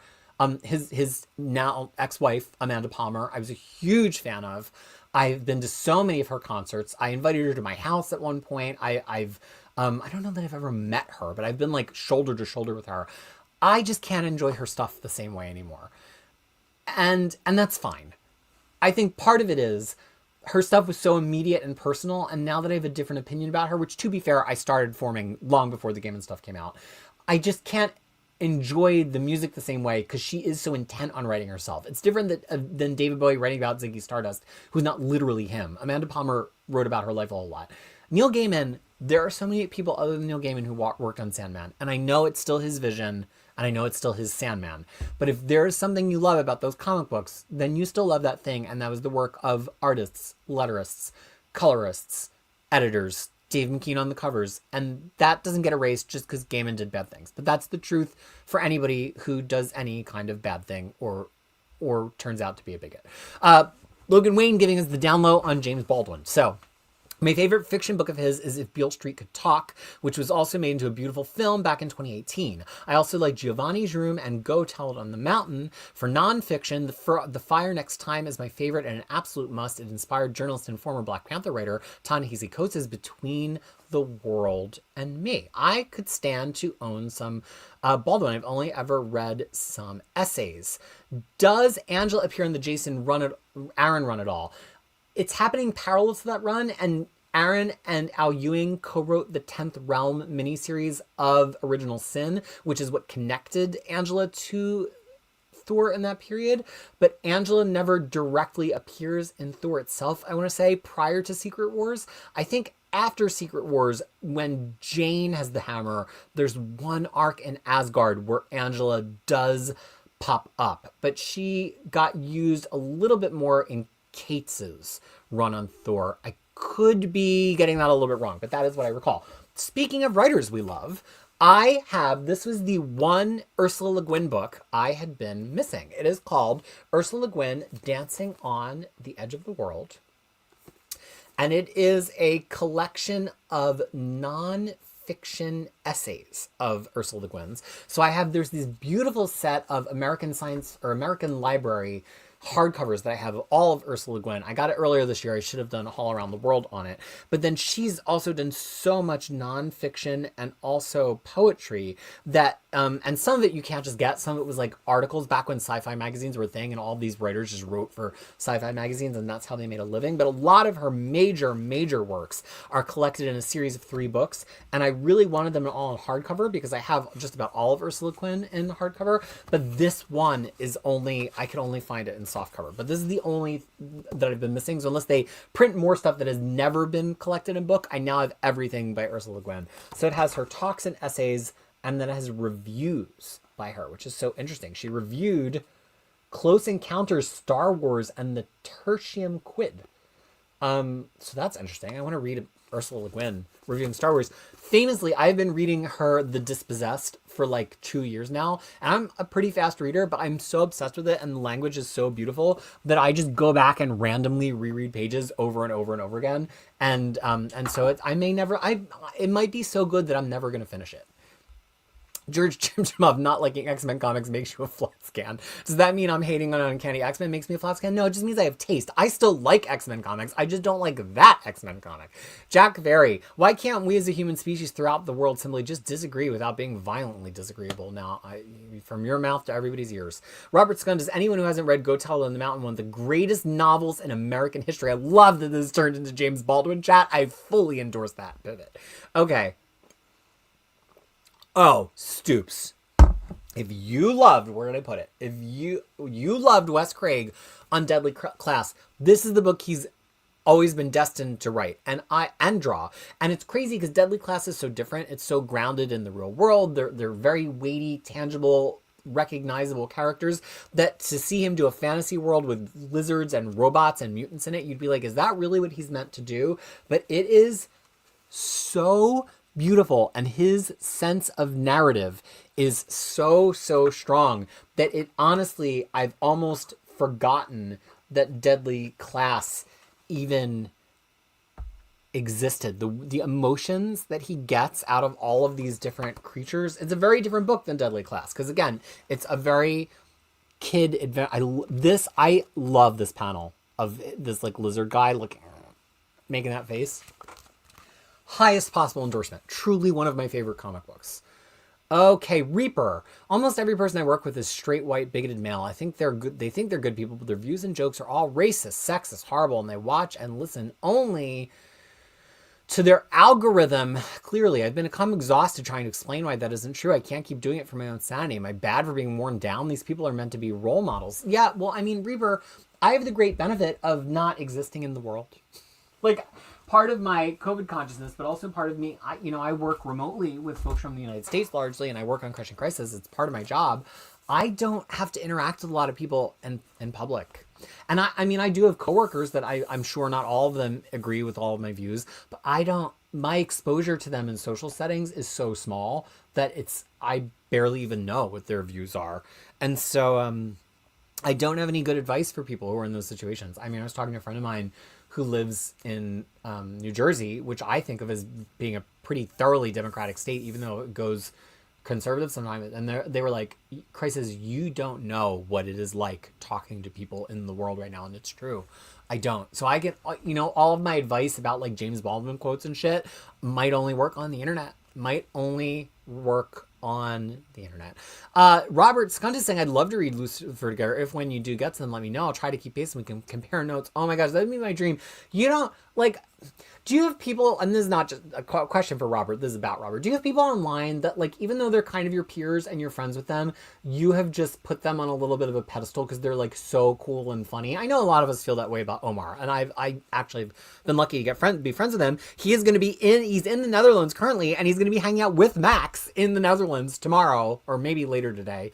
I'm so jealous because they're two people who I love very dearly. But yeah, there's sometimes people who are just sometimes. There's often sometimes people in your internet circle who you're just like, oh, they're just so cool. They're so cool. Talk to me more because you're so cool. And that's how I feel about Robert. So when you have to know when he's on the stream commenting, I'm just getting my life.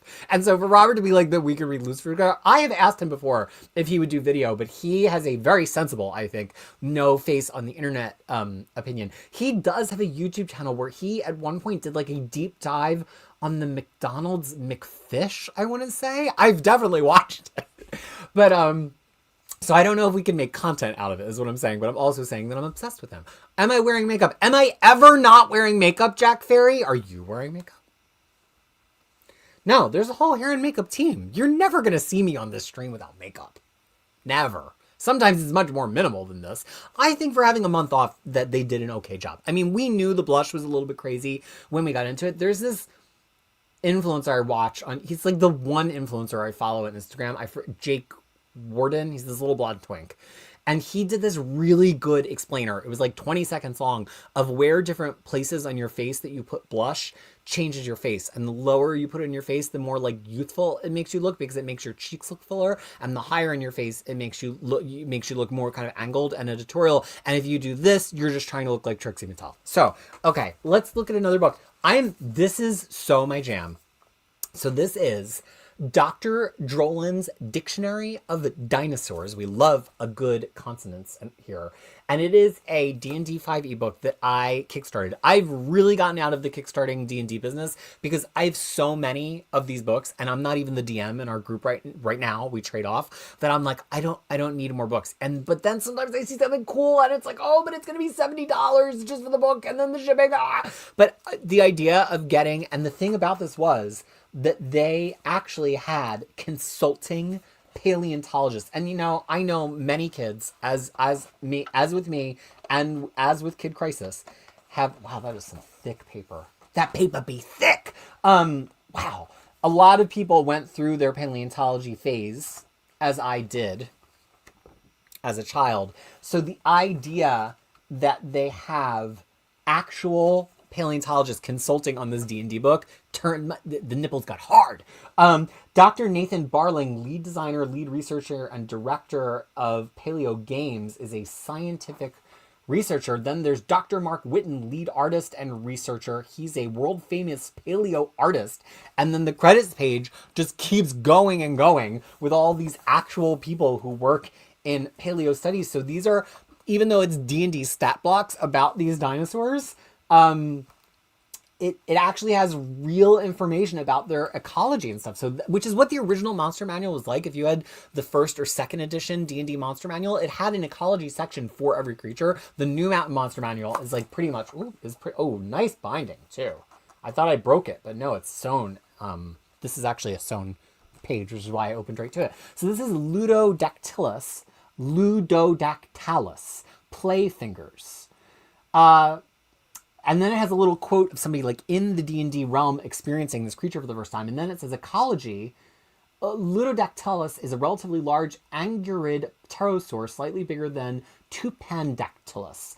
Ludodactylus was a large pterosaur with a wingspan of approximately 13 feet. Like other angurids, it possessed lower convex crests on its upper and lower jaws, but uniquely it also had a tall pterodon-like crest jutting out the back of its skull, making its head highly ornamented. So it has stuff on their behavior and stuff, and it's got this for every dinosaur in the book. And then it even has it has plants, and it does have some dinosaurs illustrated with feathers, which, as we know, dinosaurs were effectively birds. So this is so cool, because I feel like Kid Crisis, if she ever does any kind of dinosaur stuff for class, can actually use some of this as a reference, because it's got like real science information in it, and it's got D&D stat blocks. So spoilers, if any of my D&D players are watching, you're going to fight some monsters, or some dinosaurs at some point. Richard Bradley saying, yeah, still debating what to do with his Sandman books. Reaper's been reading Bendis' 2010 Avengers. It's not good, yeah. New Avengers slightly better in that time and had better artists. Venditti GL Rebirth isn't as good and hoping it'd be all out action, no breathing. I think Venditti Rebirth... Oh no, I haven't read Venditti Rebirth. I read Venditti Green Lantern New 52, which was decent. Chris loves how Daredevil is such a consistently drawn and written character. It's like he's kept the same general design since the 90s, which is great. The only radical change is the giant beard in Zdarsky's run. Well, we'll see what happens next after the Saladin Ahmed run.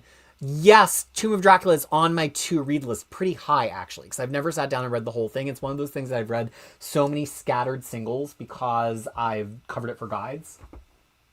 There's so much stuff still to talk about. I don't even think we're halfway. Okay.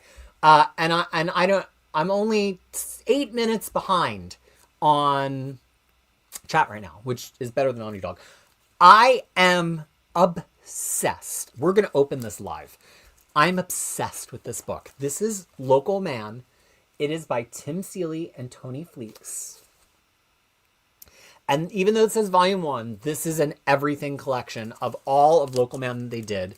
It's on semi-permanent hiatus. It was just not profitable enough for them to continue, which is wild for me because it was like Eisner nominated. Everybody was talking about it, but it was a very specific kind of series. So the idea of it was that it is nominally set in what still slightly exists as the shared Image Comics universe. So all of the Image books, including Wildcats, including Spawn, back at the beginning, including Savage Dragon, used to exist. Oh, this smells so good. Used to exist in the same universe. And that wasn't obvious all of the time. Like, it wasn't like the Marvel universe where they constantly crossed over, but they did pop up in each other's books. And it was clear that they shared a world and geography, and the made-up countries they had were referenced by each other's books. And they would occasionally all get together in like a big Image thing. And I think the last time they did that was in Shattered Image. But the idea is that there's two problems with trying to treat that as an existing continuity now. One of the, this has a D-Boss on the cover, I can feel it. One of the problems is, of course, Wildstorm got sold to DC, and eventually Jim Lee became the president of DC. So all of Wildstorm and every effect that they've ever had on the Image universe went away. And then the other problem was that Rob Liefeld lost the rights to Youngblood. And so Youngblood, which was hugely foundational to the events in the DC universe and also were kind of central to that, also kind of went away for a period. And then Shadowhawk, unfortunately, nobody really gave a crap about. Savage Dragon kind of turned into a weird sex comic, although Eric Larson is very, very giving with letting Savage Dragon make appearances when people want to play with Image's history. And so it really was almost like just Cyberforce and Spawn. And you will see that Todd will like let Spawn make a little corner of panel, cameo sometimes when people are trying to reference Image who are doing another Image book. And so Local Man is one of this group of books over the past couple of years written by creators who were very influenced by that early 90s Image stuff, who said, what if we try to replace the idea of Youngblood? Like, imagine if Marvel somehow lost the rights to the Avengers. Or, I mean, hell, think about when Fox had the rights to X-Men and to Fantastic Four, and they didn't want to merchandise those books, even though they were still in the collection. That's kind of why Inhumans got their push, because they were like, ooh, what do we have that's like X-Men that we could write X-Men-like stories with that we can, merchandise wider in the world? And so kind of the idea of merchandising Inhumans was born. And so that's kind of what Local Man is. It's Tim Seeley saying, well, what if I wanted to play in the modern version of an Image universe that had these things happen, that was a superhero universe that was already established, but there's no Youngblood? Well, what if I kind of reimagine the idea of a Youngblood and I just have this guy who's effectively like a Hawkeye? He's just this guy who like knows the right thing to hit, pretty much. And what if I just wrote a book about him going back to his small town and experiencing life? And so it's very, very similar to the vibe of Matt Fraction's Hawkeye. And I don't think you need to have an encyclopedic knowledge of the existing Image universe to understand it, because A, who does really? But B, part of the joke is in the similar way to Jeff Lemire's Black Hammer, where it's referring to this whole comic universe that you've never read before but clearly existed, and doing like flashback stories in the art style of those stories, is that it doesn't matter if it existed or not. The point is that this character is dealing with the fact that it's not existing anymore for them. So much like Black Hammer, you can absolutely read this in the style of this is just being made up on the spot. Or if you're a classic Image fan and you do know some classic Spawn or some classic Savage Dragon, you couldn't possibly use, Youngbloods. Rob Liefeld will only reprint the same 4 issues over and over again. Todd, or Rob. I have different problems with Todd. Then you can enjoy it as an Image fan. But I just think it was such a cool deconstruction. It's the only thing I've read that does the Fraction Hawkeye thing exactly like Fraction and Aja Hawkeye, and maybe even a little bit better. And also has so many great little references, like this panel of all the arms of these different superheroes coming out of this cage and reaching out for them is, I think, a spoof on, it's either the Alan Moore issue of Spawn or the Dave Sim issue of Spawn, but it's in this first compendium where it shows all of these different heroes reaching out through the bars, and it's like, obviously some of them are like Batman or whoever, and you could recognize them. So I've read every issue of this. I'm absolutely going to reread it. It smells so good. I don't want to get blush on it, but it smells so, so good. And I just recommend it so highly. It's got to be on Global Comics, right? Let's see. Global Comics. Hopefully going to one other website doesn't destroy my internet, but we know how things get on this computer sometimes. Yeah, it is on Global Comics. So there's a lot of ways for you to just go and check it out, low commitment, without buying this whole. But this is actually not, it was $60, but that means you can get it for like 35 or 40. And I just love it. I love it so much. I've been hotly anticipating. This is a pretty chunky deluxe hardcover. Like, she'd be thick. Like,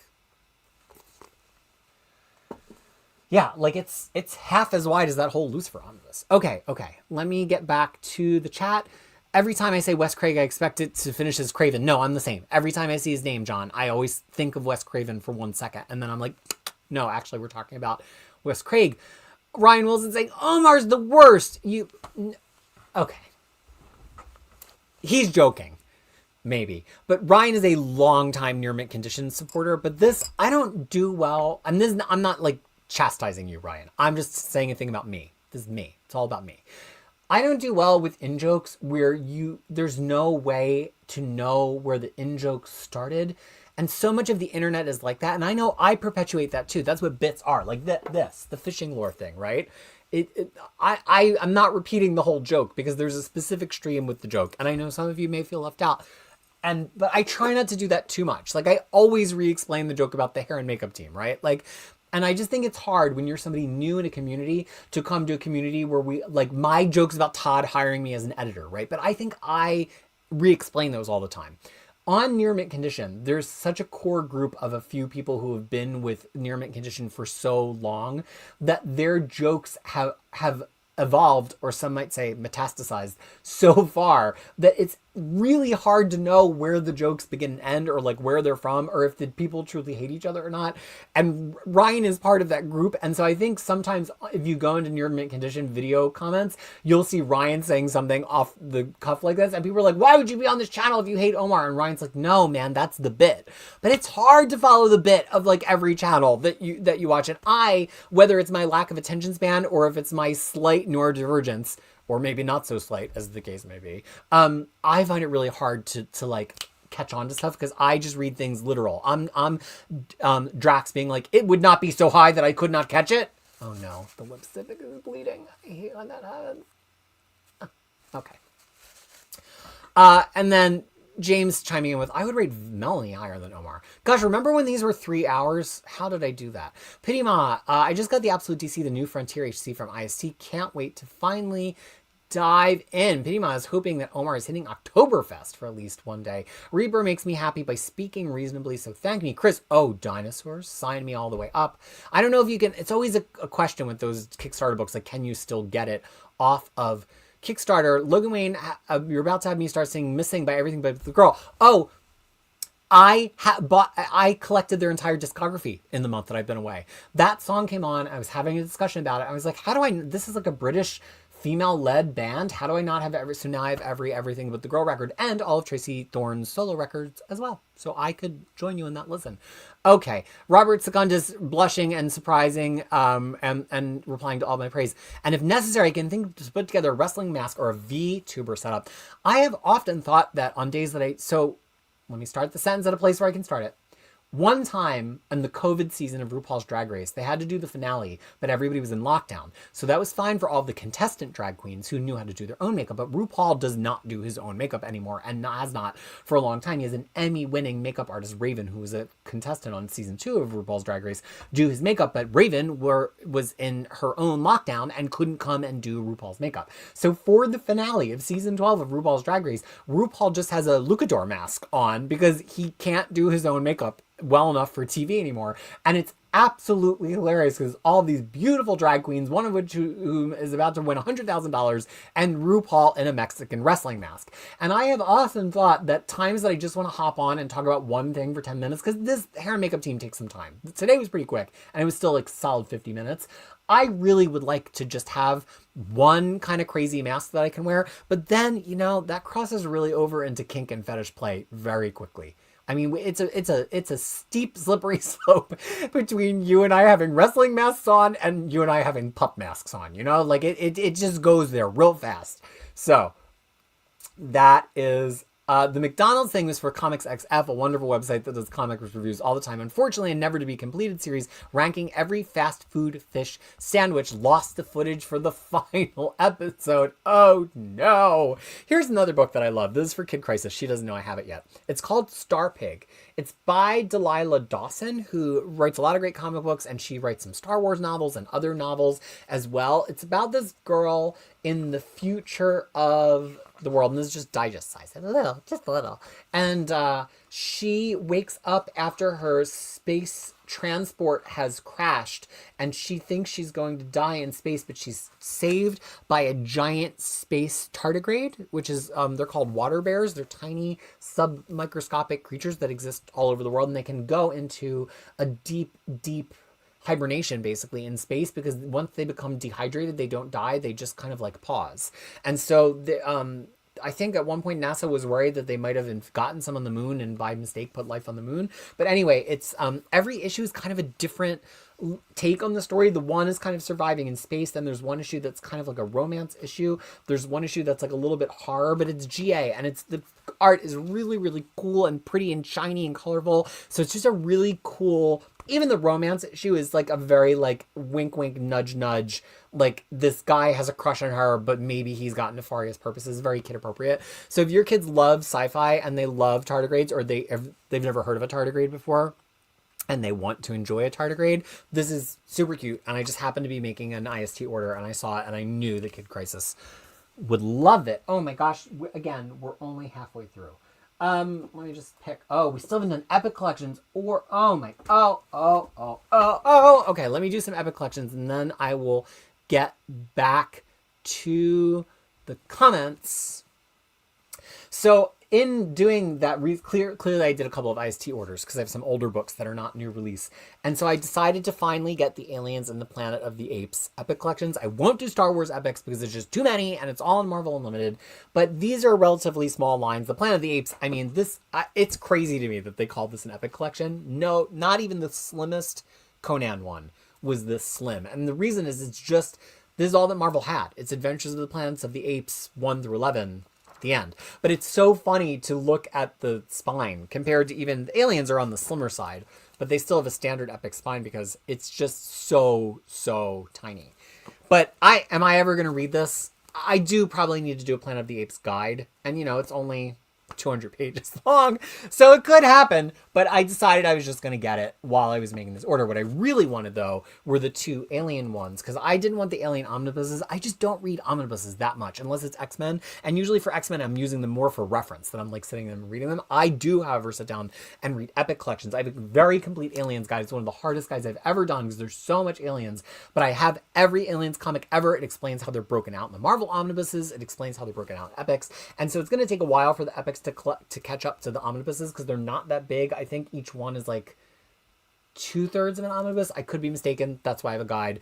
But the third one was solicited, and I was like, you know what? Let me get on this before I miss out. And honestly, this was all Dark Horse years Alien stuff, and the art is really, really good. And this is from the 90s. So originally they just adapted the 3 movies, and then Dark Horse started to write what was going to be a direct continuation of the 3rd movie, or maybe it was the direct continuation of the 2nd movie. They were continuing one of the movies, and then the next movie went into a different direction, and so it kind of made them have to change some of the stuff in the comic. And so they actually, on reprint, changed some of the character names in the comic books, even in the 90s, because they wanted it to make more sense with the movies, since people would be coming from the movies. But then Dark Horse realized that they didn't just have to write things that immediately prequeled or sequeled the movies. They had a whole world of xenomorph that they could talk about. And so they pretty much started doing all things, like they would do past Xenomorph stuff, future Xenomorph stuff in the corner of the universe, and it became less about a central arc of plot. For me, I'm actually less interested in that. We all know I like myth arc stuff and central arc of plot stuff. So I actually really am the most interested in these first couple of ones that adapt the movies and explain some things from the movies. Bruce Wayne, favorite DC finest up now and most anticipated or announced? Well, actually, I can answer that question because it's the next book I was going to talk about. Oh no, you're seeing the back of my hair. I don't even know. I won't know what it looked like until I watch the screen. Hopefully, if I was going bald, you would tell me, right? Now, everybody's got a natural whirl on the back of their head. So I don't think that's me going bald, but you would let me know because I wouldn't know otherwise, right? Nobody would tell me. Okay. So, my favorite DC finest is actually one of these new books. It is this one. I've talked about it so much because I literally thought it was on my shelf, but it finally got here. It is Wonder Woman, The Legend of Wonder Woman, which is not the right title for it, but here we are. And what it contains that makes it so exciting is it does contain The Legend of Wonder Woman written and illustrated by Trina Robbins, which is incredible. And I get that that's the pull here. And it's basically almost like one of Marvel doing like the saga of Namor or whatever, where they retell his whole story in a few issues. But the reason I was excited for this book is not that, because actually I think I have that in singles and maybe also in trade, but because this is the first ever color collection of Wonder Woman 306 through 329. So basically the final 2 years of Wonder Woman prior to Crisis. So we're talking about like mid 80s Wonder Woman, 1984, 1985 Wonder Woman. This covers from 1983 to 1986. And I have all of that Wonder Woman in singles, but like it's good Wonder Woman. The art and the colors are incredible. And I've only ever seen it in single issue because it's never, actually most of it's never even been collected even in black and white. The showcase volumes never went this far. So this was like Wonder Woman that was on the newsstands when I was first becoming aware of comic books, and it looks so good. They did a fantastic job on the color restoration and the page and line art restoration. I would say better than many Epic collections look. Like, I don't see any fuzziness or fiddliness to this line work at all whatsoever. So this is so cool to me. This is one of the first, I think this is a true sentence, I think this is one of the first finest collections that totally collects things that has never been touched before. I think Peacemaker has things that have never been touched before. I think Superman Family has things that have never been touched before, but a lot of these things are recovering things that have been in omnibuses, have been in trades, or have been in DC archives. So this to me, especially because it's Wonder Woman, which is like my favorite, this to me is really special. And I'm so excited to have it. We just need like 2 more right before this to collect all the other stuff that's never ever been collected. Because, and you know, I'm sure they're going to start the Bronze Age Wonder Woman Omnibus line also to move in the other direction, because we already will have Silver completed by January, or February. In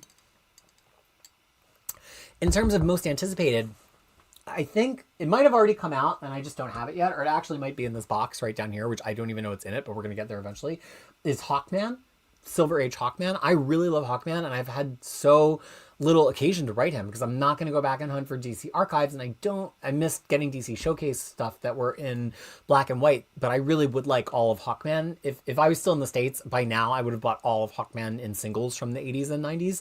I really like those kind of off to the side DC characters from the 80s and 90s a lot, 'cause I knew them from the cartoons and the toys and stuff. So like Hawkman, Firestorm, Captain Atom, those are my favorites, much more so than like Flash or Green Lantern. I was like, I always like the weird shit. So I'm so excited to read that Hawkman one. It is really high on my runs to read list, and I'm so excited for more Hawkman to hit DC Finest so I can read that as well. Ryan Wilson read Local Man last week. I was surprised it's only for 13 issues. Well, there are some one-shots and things too.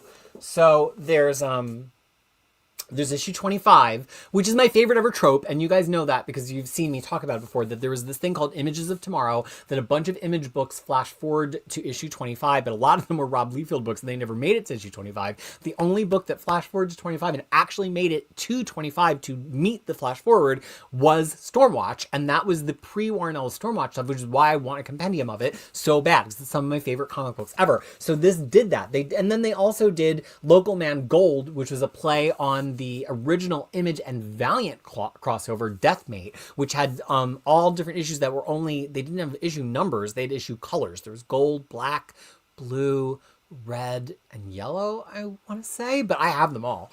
And then there was Bad Girls one-shot. So there are some additional things to read other than just the 13 issues. But yes, the series itself was just 13 issues.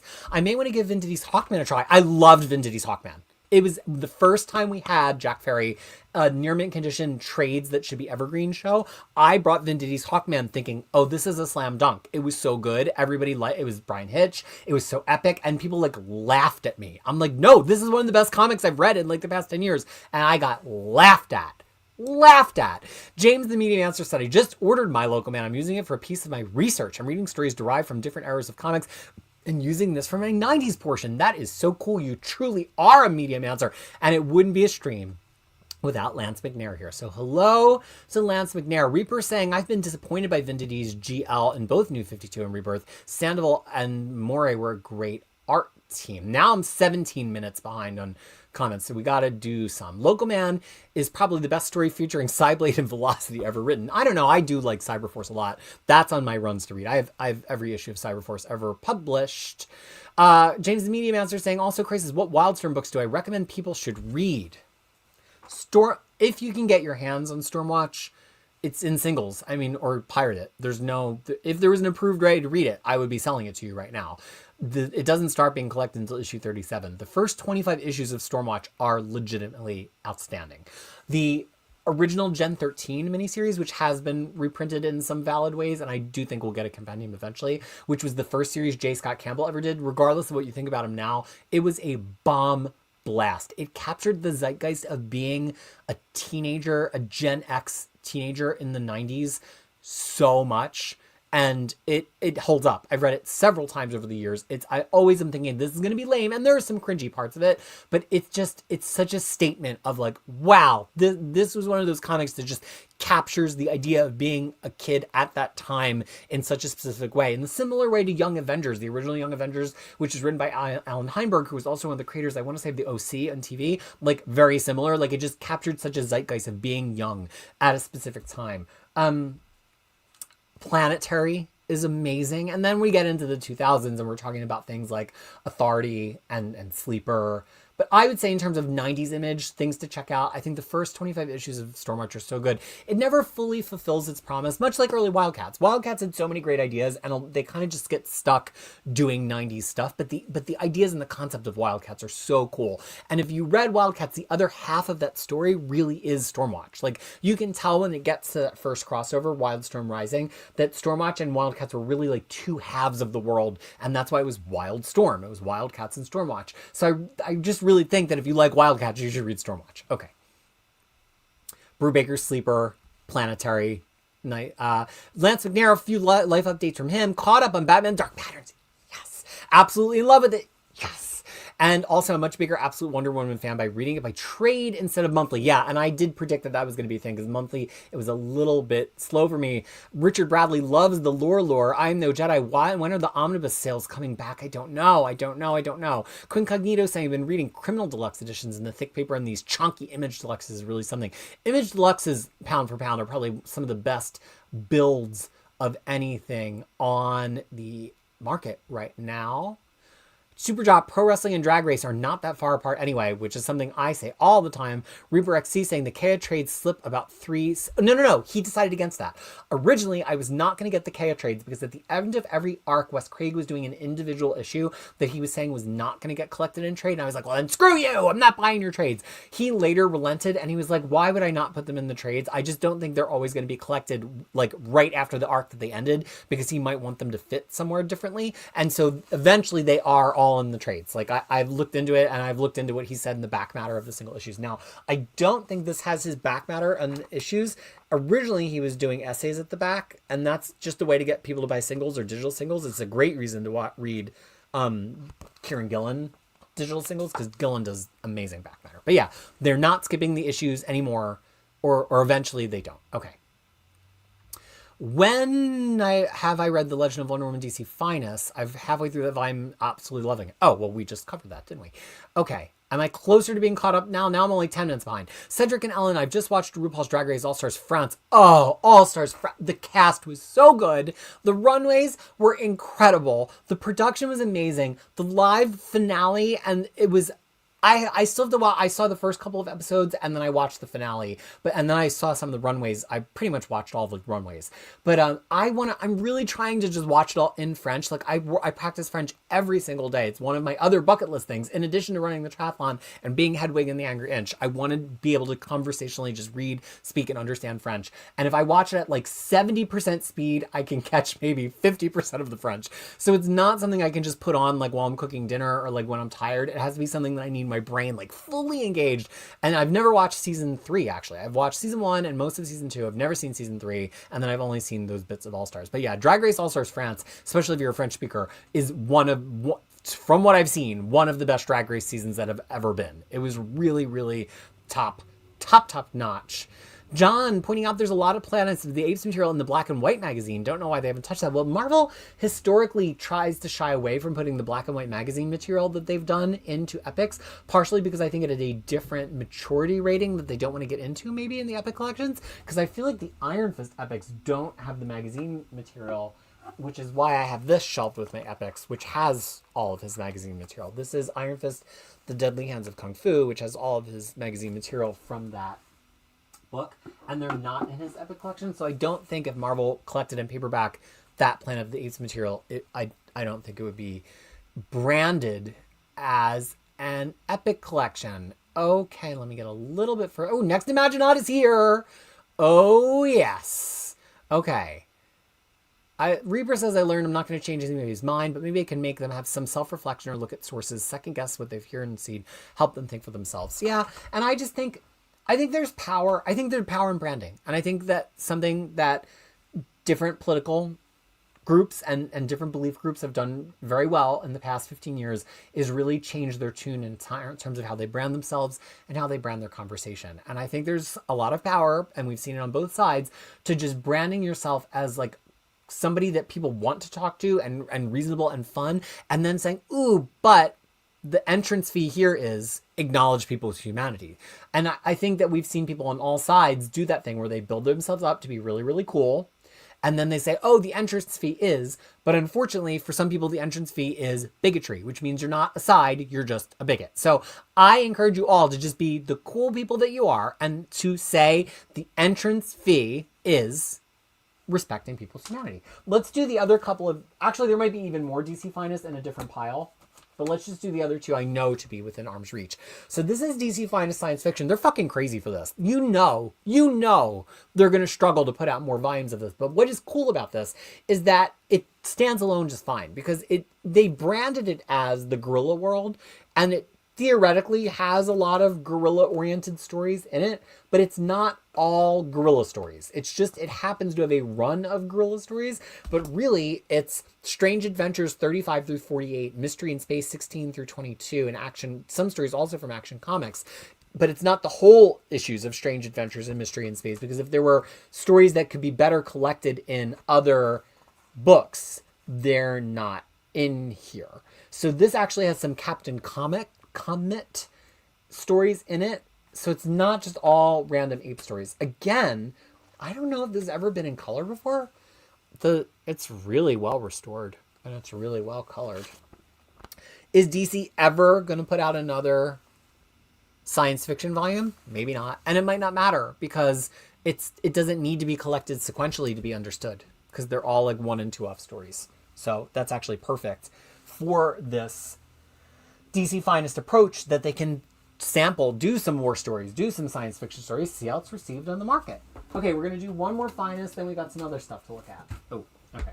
So this is One More Finest, Justice Society of America. This is number 3.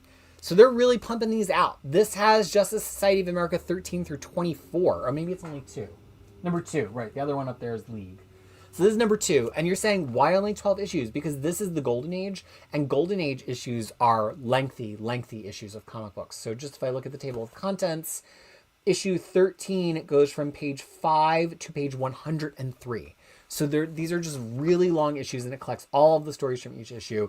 These have all been in DC Archives before, so they are available in color, but it's been a long time. Here is a page. There's a lot of characters that I love. Hawkman, Dr. Fate, and early Wonder Woman. I love how Wonder Woman is drawn in the Golden Age. So this is all Golden Age JSA, when the JSA included Wonder Woman, Superman, and Batman, which of course then became the alternate Earth that spawned the original Crisis of Infinite Earths, which was then briefly erased in continuity by Crisis on Infinite Earths in 1985 because it merged all of DC's history and all of their worlds into one. And so that took the Trinity permanently out of having been in the JSA because they couldn't exist historically as part of a World War II group that was canonically part of DC's current history because they couldn't have been around that long. So I'm really excited that I like that they're cruising through. They can probably keep doing 12 issues at a time.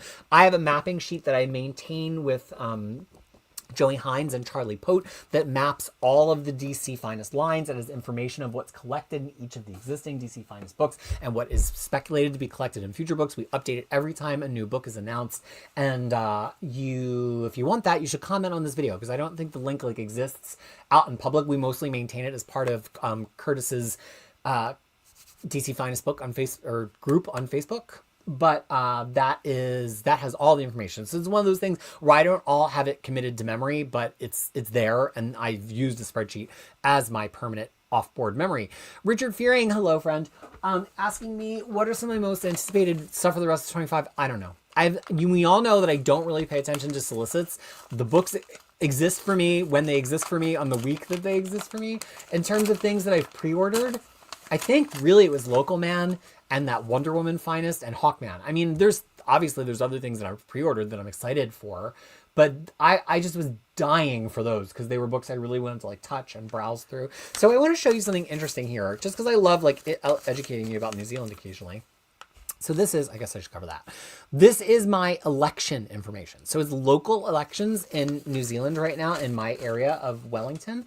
It's not national elections. And so you get this whole little guide in the mail to the election, and it has candidate bios for all of the candidates where they get to write about themselves and what their positions are, and it gets given directly to you. So if you do not have the time to go and hunt and gather all of your research online, and that's for our mayoral candidates as well as for our city council candidates, and then it says all of the places you can drop off your completed ballot, because the way that this works, I have to be careful not to show my barcode so nobody steals my vote, but the way that this works is that they send you the whole ballot. This is not, I don't think this is unique to me. Don't dox me or anything. And you go through and you check it all off, and then you just fold it up and you just drop it in one of these sealed bins somewhere, and you've voted. And your local library usually has the bins, so it's really, really cool. And they also have a really cool 2-color printed return envelope. So they do that for the national election as well, where I forget if they mail you your whole ballot, but they give you all the information you need in the mail. So it's so cool because I've been frantic. I know that it's happening and it's really important. And we have really great representation in New Zealand in that it's not just a 2-party system. The local city council has a whole range of different parties. We had a Green Party mayor. So it's not just a 2-party system here.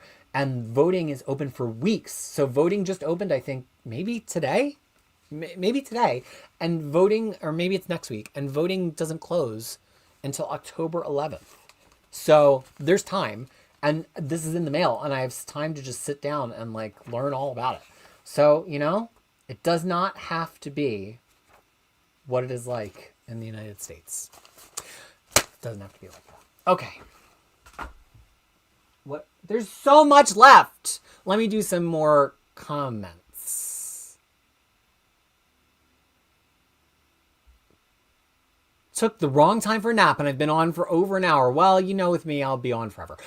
Cedric and Ellen saying from Wired Storm, I recommend Wraithborn by Joe Benitez. Benitez always does very cool stuff. Ultimate Power didn't get notifications. Gonna go back to the beginning. Yeah, I stealth just announced it like right when the hair and makeup team got here because I didn't even know that I was going to be doing it today.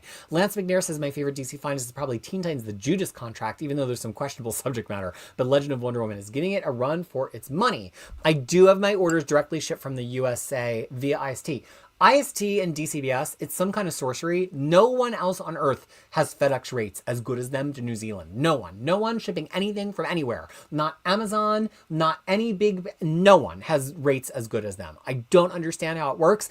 I sometimes wish I could just ship some other thing that I needed to IST or DCBS and have them ship to me. Like, what if I need some new Hanes socks? Which I cannot get in New Zealand.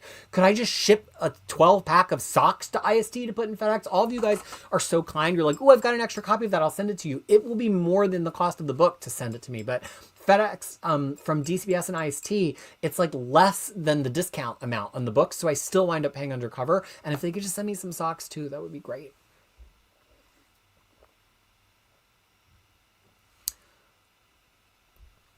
Richard Fury loved Power Fantasy Volume 1 and enjoyed it. That's Kieran Gillen and Casper Wingard.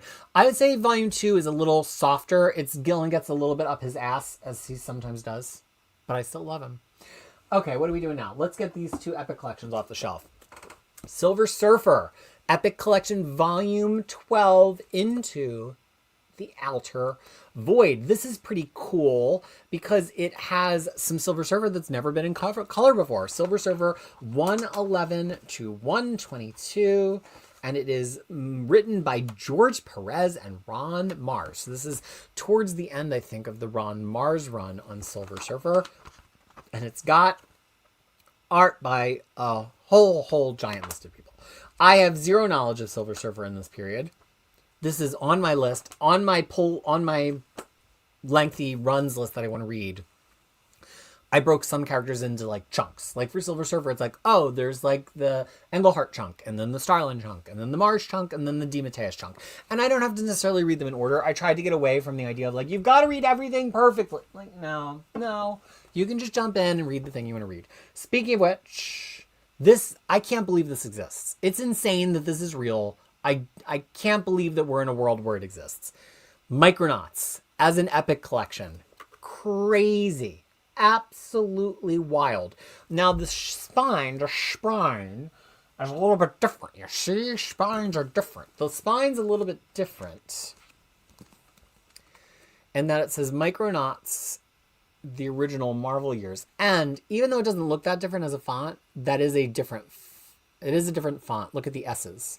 The Silver Surfer font, the S goes vertical and at the top of the splines. The Micronauts font does not, because this is actually a font that has been used as a Micronauts cover font. So that's the difference with the licensed books. They'll put the licensed font on them. And also if you look at the cover, it has that little spacey top part of the cover, which is different than the typical Epic collections, which are just black at the top of the cover. So it's got a little bit of a different trade dress.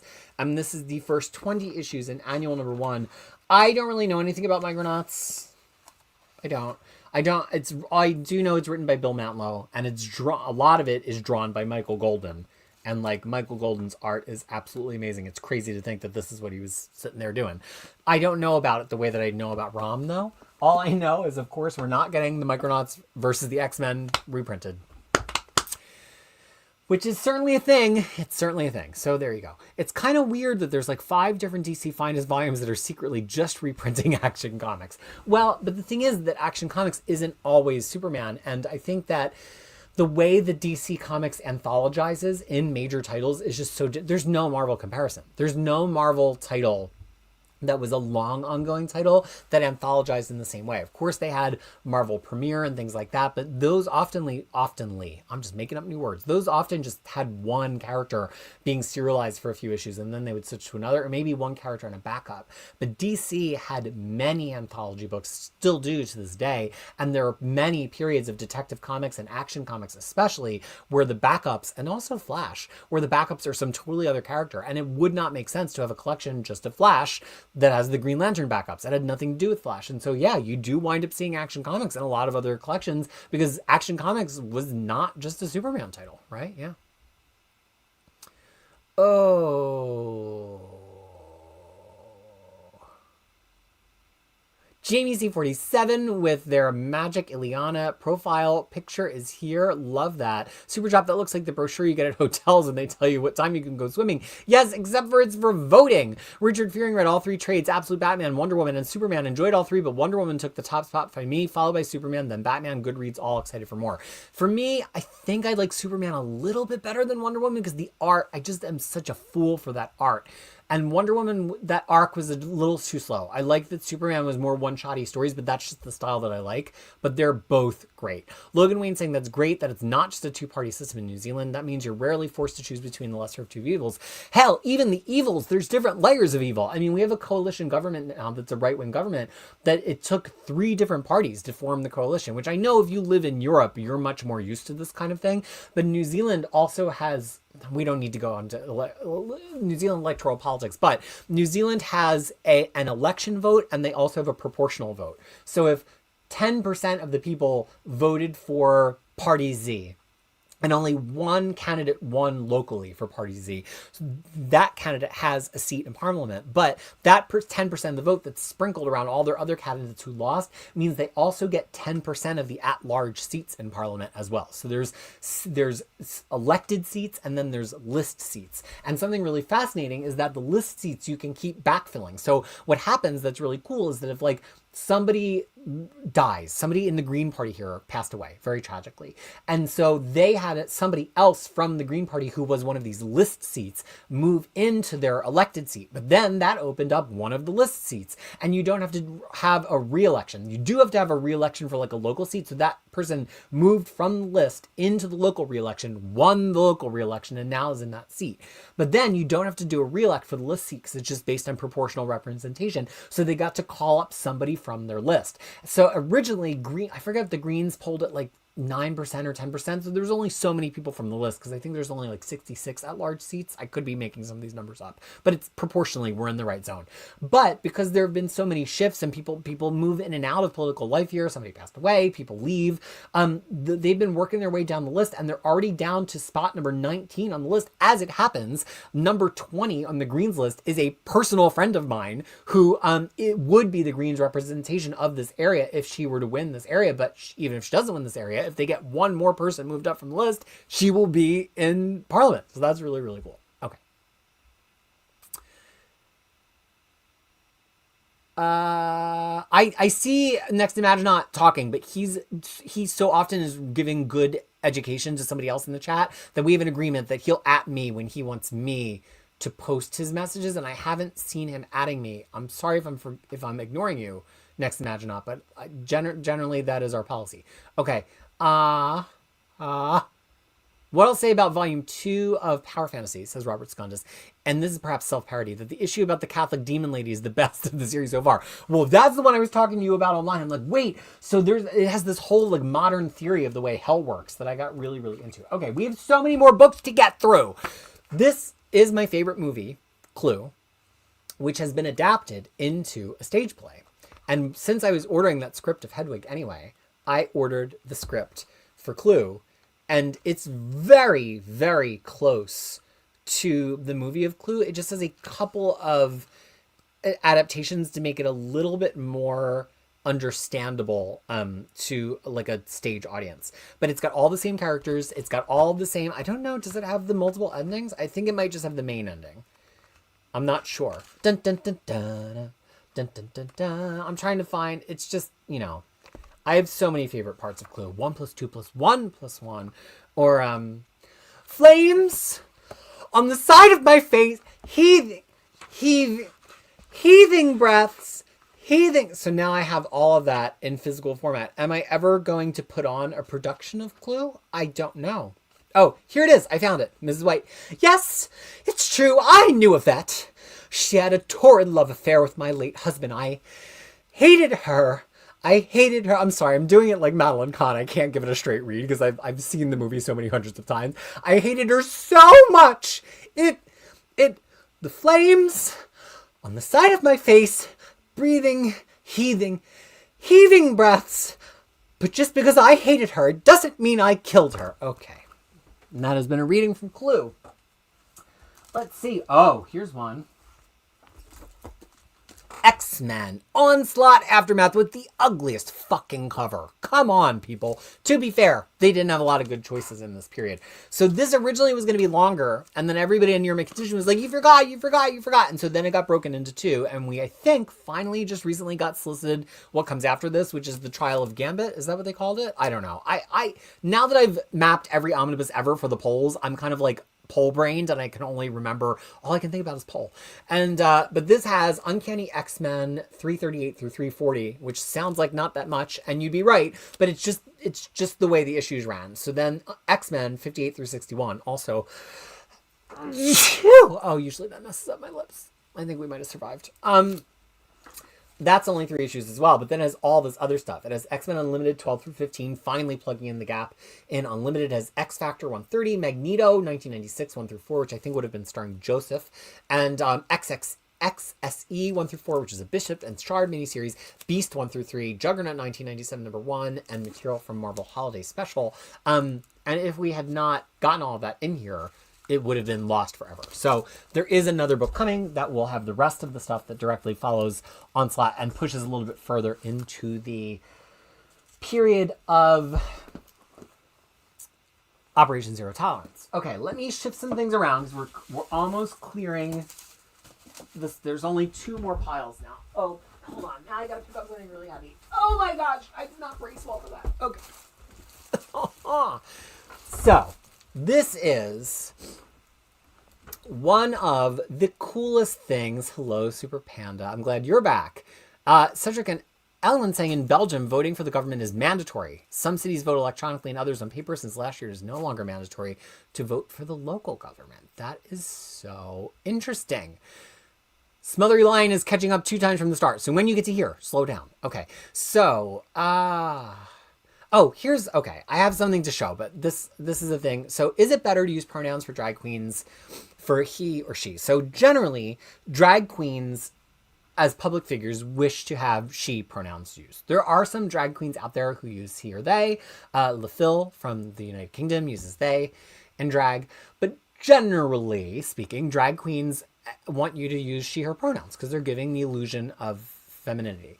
And even if you see them out of drag, unless you're personal friends with them, it's not your job to know their government name, and so you wouldn't necessarily say he. So Raven, who is RuPaul's makeup artist, we see her out of drag sometimes, but we don't have a personal relationship with her. We don't know her real first name, and so people tend to still use she, her for her out of drag, even though those are not her out of drag pronouns. Out of drag, he does use he, him, and he identifies as a guy. He's just a drag queen, and when he's a drag queen, he's she, her. But just in terms of fandom, we just use she, her universally.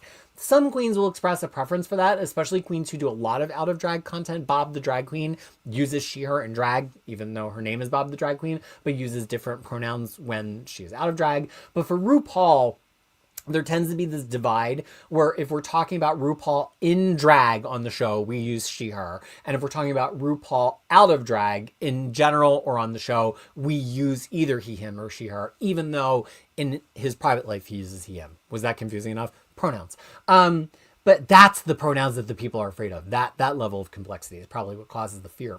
I'm joking. It's a joke. Okay. So many people in comic streams seem to talk about fast food. I don't eat it, but I love listening to Doughboys. I think fast fooders would enjoy the podcast. I have fast food usually once a year. I had Popeyes earlier this year because one opened, but that lets me talk about another thing I got in the mail, which is protein powder. So here's the thing. I'm an athlete now. I literally am training on some days 3 hours a day. I did 2.5 hours yesterday because I try to do 2 of my triathlon sports every day, and I have physiotherapy to do. So like on a typical day, I might swim in the morning like a kilometer, and then I might ride 20 kilometers in the afternoon on my bike. Then I won't walk or run that day. And then I get home and I do like an hour of like stretching and calisthenics and weights and stuff. And so I would get horrible headaches anytime that I would work out, even a third of as much of that in a day. And I've been in this process of trying to chase down what was causing the headaches. So at first I thought it was magnesium. I started taking magnesium. That helped with my leg cramping, but I still sometimes would get the headaches. Then I started drinking a lot of coconut water.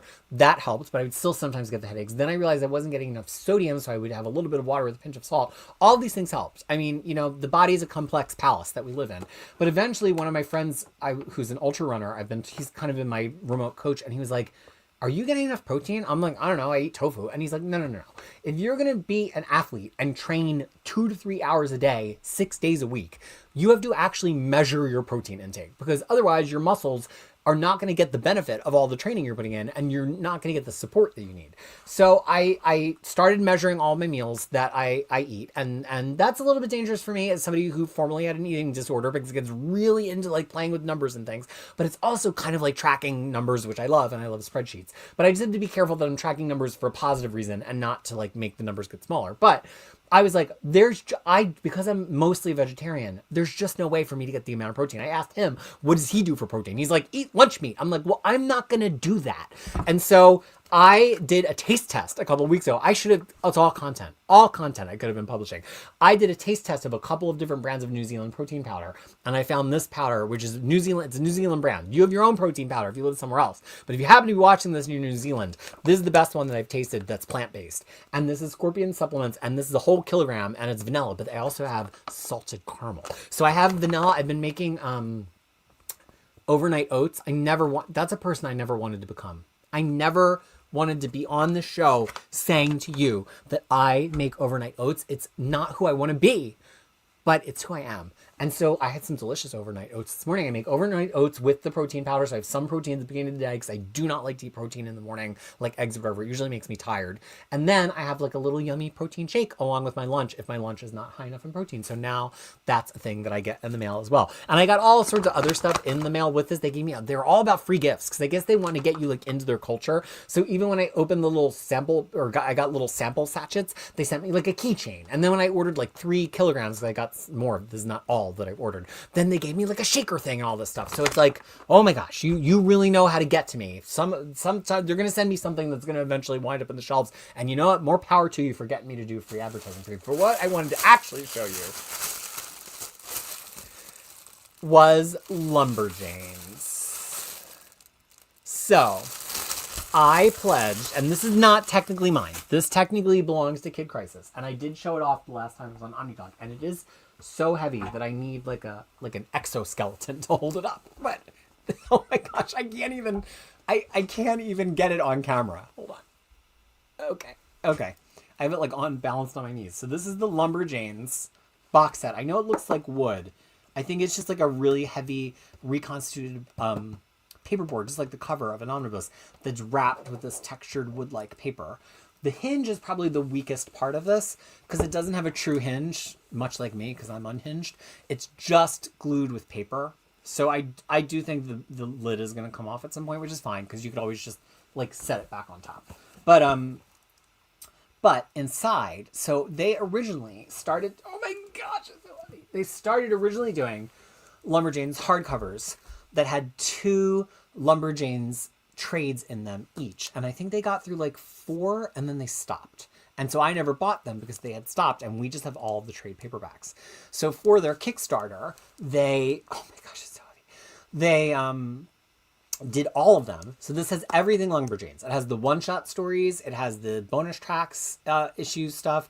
It even, I think one of them has some of the graphic novels in it. There's one set of graphic novels I think that aren't in here that were not a part of like the official continuity. They were off to the side when Lumberjanes was at the height of its popularity, but this is all of Lumberjanes. It smells like the best smell you've ever smelled. It smells like Starburst. So now when I walk into Kid Crisis's room, I'm like, you're reading Lumberjanes, aren't you? Because it has that Starburst smell. So here's what they each look like. They have deboss all over them. And they're labeled for an sale. But I think the ones they're going to sell in the direct market maybe are going to have different covers. But they're not oversized. They're pretty much just the same size as the actual trade paperbacks. And they're pretty much just the contents of 2 trade paperbacks. But the binding is really nice, and the books are really nice. And they're really durable. And so when I tell you Kid has read Lumberjanes so many times, they're so worked over. And so I just really wanted to get this for her. I got here 1 week after her birthday, which was a little bit of a bummer, but it just meant she got an extra gift. So this 8th one is the one that has, this does have all of the graphic novels. So there was a graphic novel called The Infernal Compass, and then The Shape of Friendship, and then True Colors. I want to say they're all by Lila Sturgis. Yeah. So this 8th one is not sequential because it's just these Lumberjanes graphic novels. And each of the graphic novels was black and white with one spot color. So this one had just red. This one had just green. You can see in the corner there. And I think the third one is blue. Yeah. So that's actually, this is the only Lumberjanes I've never read because I gave her, it smells so good. I just want to lick it. But I gave her the graphic novels as they came out, and I never got them digitally, whereas I was still subscribed to Lumberjanes digitally, and I would keep reading it, and then I would just give her the physical ones. So now she has, she's always had all these. I need to borrow number 8 and read it. Oh my God. I need to put it on the scale, and it's, I'm thinking I usually use 10 kg weights when I do my step-ups. It's got to be more than 10 kilograms. Because that's what I use for overhead. Yeah, I would guess that it's 14 kilograms. I could go off camera and go get on my scale with it. Do we really want to know? I don't know. We'll see. All right, let me get some comments because now I'm once again more than 10 minutes behind. Not sure if I'm a Legion of Superheroes aficionado, but what's the best Bronze Age starting point in my opinion? Starting at Great Darkness Saga seems like starting Dark Phoenix. No. Lars would tell you that's fine. There's the run that comes right before the, what's his damn name? Paul... What's the guy's name? I won't see because you're 10 minutes ahead of me. But anyway, the Great Darkness is a fine place to start. You can, and the stuff that comes right before that. You could start from where it transitions from being Superboy in the Legion of Superheroes to just Legion of Superheroes, which I want to say is written by Jerry Conway. And it's good, is what I hear. I've never read it directly. But Great Darkness is a fine place to start. It's kind of like, I know Chris Claremont didn't write Giant Size X-Men, and then he co-wrote or co-plotted issue 94, and technically he's issue 95 is his first full issue, so it's not really the same thing to compare 40 issues of a book to the 1.5 issues of Uncanny X-Men that Claremont didn't write, but it's kind of like that, where you could just read all the Conway stuff, but it just makes just as much sense to pick up from Great Darkness. Again, based on what I know from Lars and Omnidog, because I have not read it myself. Lance McNair, my favorite movie is Toy Story. It was the first movie I ever saw in theaters, and I just went to the 30th anniversary release on Friday. Gosh, just turn us all to dust that Toy Story is 30 years old. Talking about the Onslaught Aftermath Omnibus, that's the cover that Super Panda wanted. I hated the other one. Well, the other one must have been worse if I chose this. But I just have always hated this cover. I hated it when it was a single issue. I'm just not a fan. It's a shame that acting job was already taken by one Wheelchair X. Trial of Gambit is solicited, and it is the next one. It is called The Trial of Gambit. Bless me. This year, Lance has been a big proponent of not following reading orders and just finally jumping in wherever. I know that's not good for business for me, since I'm in the business of having a huge website with reading orders that pays a large part of my personal salary, but I tend to agree. Pick up the damn comic book. Just pick up a comic book. If you find you need more information, go back a couple of arcs. Yeah, I'm a big fan of that. Reaper saying, I think there will be 6 or 7 epics for the Alien series. I chose that path as well. Reaper, I cannot wait to watch Alien Earth. When I tell you I have no time for anything, I haven't read comic books, I haven't watched anything, I haven't really been playing guitar, we are truly at a point that for me to decide to do something with my life, I have to decide not to do something else, which is cool that I'm so busy, but also that I don't like the busyness trap, so I hate saying, I'm too busy to read Alien, but it's really a second by second deciding what to prioritize, which is part of why I haven't been able to stream, and also that the computer is dying. Pasta Jensen, fast food, nothing beats a Laburcus Semerol. I do not know what that is. Logan Wayne, remembering when I showed Lumberjanes off on Jess's stream, it's gorgeous. Am I still going to put a metal hinge on it? I want to, but I'm not that crafty, and so I might need somebody else to do it. Lumberjanes, it's truly one of my favorite comics. It's not as strong throughout all of it, but the first 4 trades with the original creative team are really great. So the first 2 of these books. It's about a summer camp for, actually I should read it right out of the book. It's for, they have a very specific way to say it that's funny but also gender inclusive. It's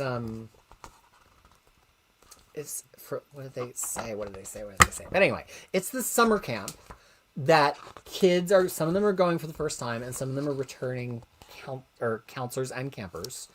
And they all go there. And at first it's just a silly camp, but then they find out that there's some like weird mythological creatures in the forest with them. And as they get more and more into it, they realize that kind of like the Lost Island, that camp seems to exist outside of time. Like they've been there by the time it's Parents' Day. They're like, we've been here longer than just a week before Parents' Day. And so it's about them doing like fun summer camp stuff, but slowly uncovering why their camp seems to be set in the middle of this whole forest full of mythological creatures. And so it's very funny, and it's very much about them kind of like understanding themselves better and understand what it means to them to be lady types. They call them lady types in the book, instead of just saying a camp for girls. And it's a brilliant book about acceptance. I mean, there are trans characters in it. There are characters who are non-binary in it. And it's not a big hit you over the head thing. It took me, I think, like 5 years to realize one of the characters is trans. They're just there, being a Lumberjane. The Lumberjane's pledge is, I solemnly swear to do my best every day and in all that I do to be brave and strong, to be truthful and compassionate, to be interesting and interested, to pay attention and question the world around me, to think of others first, to always help and protect my friends. Then there's a line about God or whatever. It actually says that. And to make the world a better place for Lumberjane Scouts and for everyone else. It is Miss Quinzella Fishquin Pennaquil Thistle Crumpets Camp for Hardcore Lady Types. Love it. And I love it. And I've been reading that to the kids since she was 2. I read it to her constantly. At one point she had it memorized front to back, every issue. It's how she learned to read. And the one objection I had to it early on, it's a kid's comic. It's not an adult's comic. I grew to love it as an adult because I grew to have an affection for the characters because my kid was reading about them all the time. It has a lot of exclamations. They scream a lot. And I don't love that in a comic book because I think it just makes kids want to exclaim and scream things all the time. But it does it with intelligence. Like whenever they holler things, they holler out the name of like a famous feminist or a female scientist or something. So they'll be like, Holy Mary Curie, or like Bell Hooks, like they'll just shout feminist names. So it's very much my politics. Like if you want to know what my politics are Lumberjanes. Okay. Cedric recommends peanut butter, cashew butter, and almond butter as sources of plant-based protein. Oh yes, there's been a deep dive. Making things with almond flour. I got peanut butter powder. I'm on a deep dive. Of course, it's best to get those things from Whole Foods and Whole Fruits, but if you've had a very balanced day, and I make all of my food from scratch, I don't eat any fast food. I cook everything from whole ingredients. There's one cereal that I buy. I don't buy any soups from the grocery store. I don't make any pre-prepared packets. There's one jar of red sauce I'll sometimes get if I don't make red sauce on my own from scratch. But like I truly make everything from scratch in this house, which has been a real pain in terms of trapping my calories. Cause it's not like I can just look at the back of a package to like write and just be like, oh, scan this barcode. I'm eating this Campbell's soup. Cause I don't do that. And so I've had to painstakingly hand enter all the ingredients for every one of the meals that I've cooked for myself for the past couple of weeks. And I try not to repeat meals sooner than 60 days. So I'm going to have to enter meals for 60 days before I get to one that I get to repeat, which is just wild, but that is the crazy person that I am. But the point being is you shouldn't just turn to eating nut butters or eating protein powder just like off the bat. Like you should try to get that from Whole Foods. And so I've been like, one day I needed more fiber. I found these pears I really like in New Zealand called bijou or peekaboo pears, right? So like you should always try to get it from a whole food. But then if you get to the end of the day and you've eaten tremendously healthy and you've eaten lots of whole foods and you still need 10 more grams of protein, then use the protein powder. Okay. Says Murph, it's funny seeing me sniff that book. One of my favorite parts of reading older comics is the smell. Oh, I love the smell of printed books. Cedric and Alan asking if I read Giant Days. I did read all of Giant Days because I am a John Allison fan from the late 90s. I was reading him from his very first strip of his very first webcomic. I've always loved John Allison. Giant Days, I liked it and it was funny, but sometimes it just felt like it meandered in a circle. Like it was so funny at the beginning when it was really focused on the 3 girls and their personality. And I think this is how John Allison writes, and I love him. This is not really a critique, but it became more about gags. Like it became more about like the funny setup of whatever the gag was in that story arc and less about like them as human beings. And I got less interested in it when it was like that. But yeah, Giant Days to me is like Lumberjanes Goes to College. Like if if your kid read Lumberjanes and now they're like a teenager, which I'm soon going to have, then I would get them Giant Days, because to me, that it's like Lumberjanes the next generation. It's not the same. The humor is different. The world is different, but it's very similar vibe. Paul Levitz, thank you. Pauly Shore, you goofball. Okay, this is turning into something as long as Pull List, which was not the intention. So we gotta keep moving. So now I'm gonna show you whatever this is. Oh, I've been waiting for this for a really long time, and I've had it here, and I said no, we're gonna open it on the stream. So this is another D&D thing that I pledged for, except for this. I pledged for a while ago, and it just took a while to get produced. So I'm going to show you oh, what a nice DM screen. I'm going to show you the DM screen and see if you can guess the vibe. Oh, I don't know if you're going to be able to guess just from the DM screen. I don't know. Can you guess the vibe? Probably not just from the DM screen. Screen, rather. As I just slashed myself across my makeup face with the DM screen. Okay. So this is a D&D book. Sorry, there's going to be a big noise. That is in the style of, although not officially endorsed by, Miyazaki. It is called Obojima, Tales from the Tall Grass, a new and whimsical campaign setting for 5th edition. And if you look at the art, it just screams Miyazaki movie. Cozy leisure fantasy meets D&D.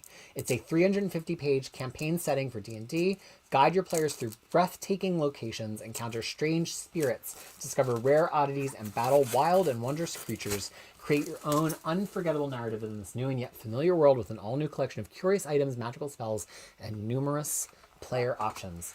When I saw this, I just knew I needed to have it. And you know, sometimes you see a Kickstarter and you just can tell when you see it that it's just going to be well produced. Like, you can just tell sometimes from the art and the layout and the care that is paid to the Kickstarter that it's going to be nice. And I just knew when I saw this, I was like, this is going to be something really, really special. So it's a unlicensed, not exact copy of The World of Miyazaki. It smells incredibly good. And also, I don't even know, what is this? Is it a poster? Is it a playmat? Strikes me as something I'm not going to be able to get back in the package after I take it out.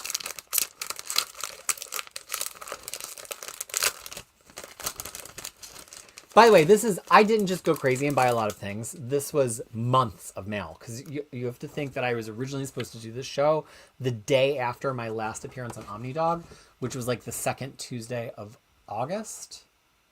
So now we're past the second Tuesday of September. So this is, and I already had waited a little too long, but I think I knew the Lumberjanes thing was in the mail.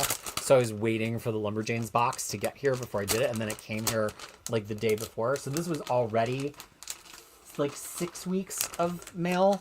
And then I waited another month. See, I told you I wasn't going to be able to get it back into the thing. Okay. No, I'm just ripping it. Not the poster. Okay. So let me just take a step off camera. I'm not going to be able to move the Lumberjane box because it's just too heavy. Oh my gosh.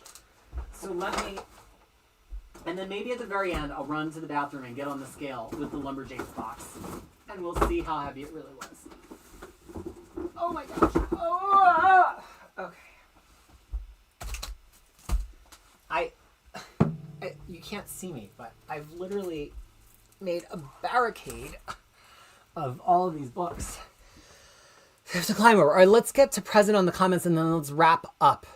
Saz, I've never read Legend of Superheroes and Great Darkness Saga was my first read. It was not for me.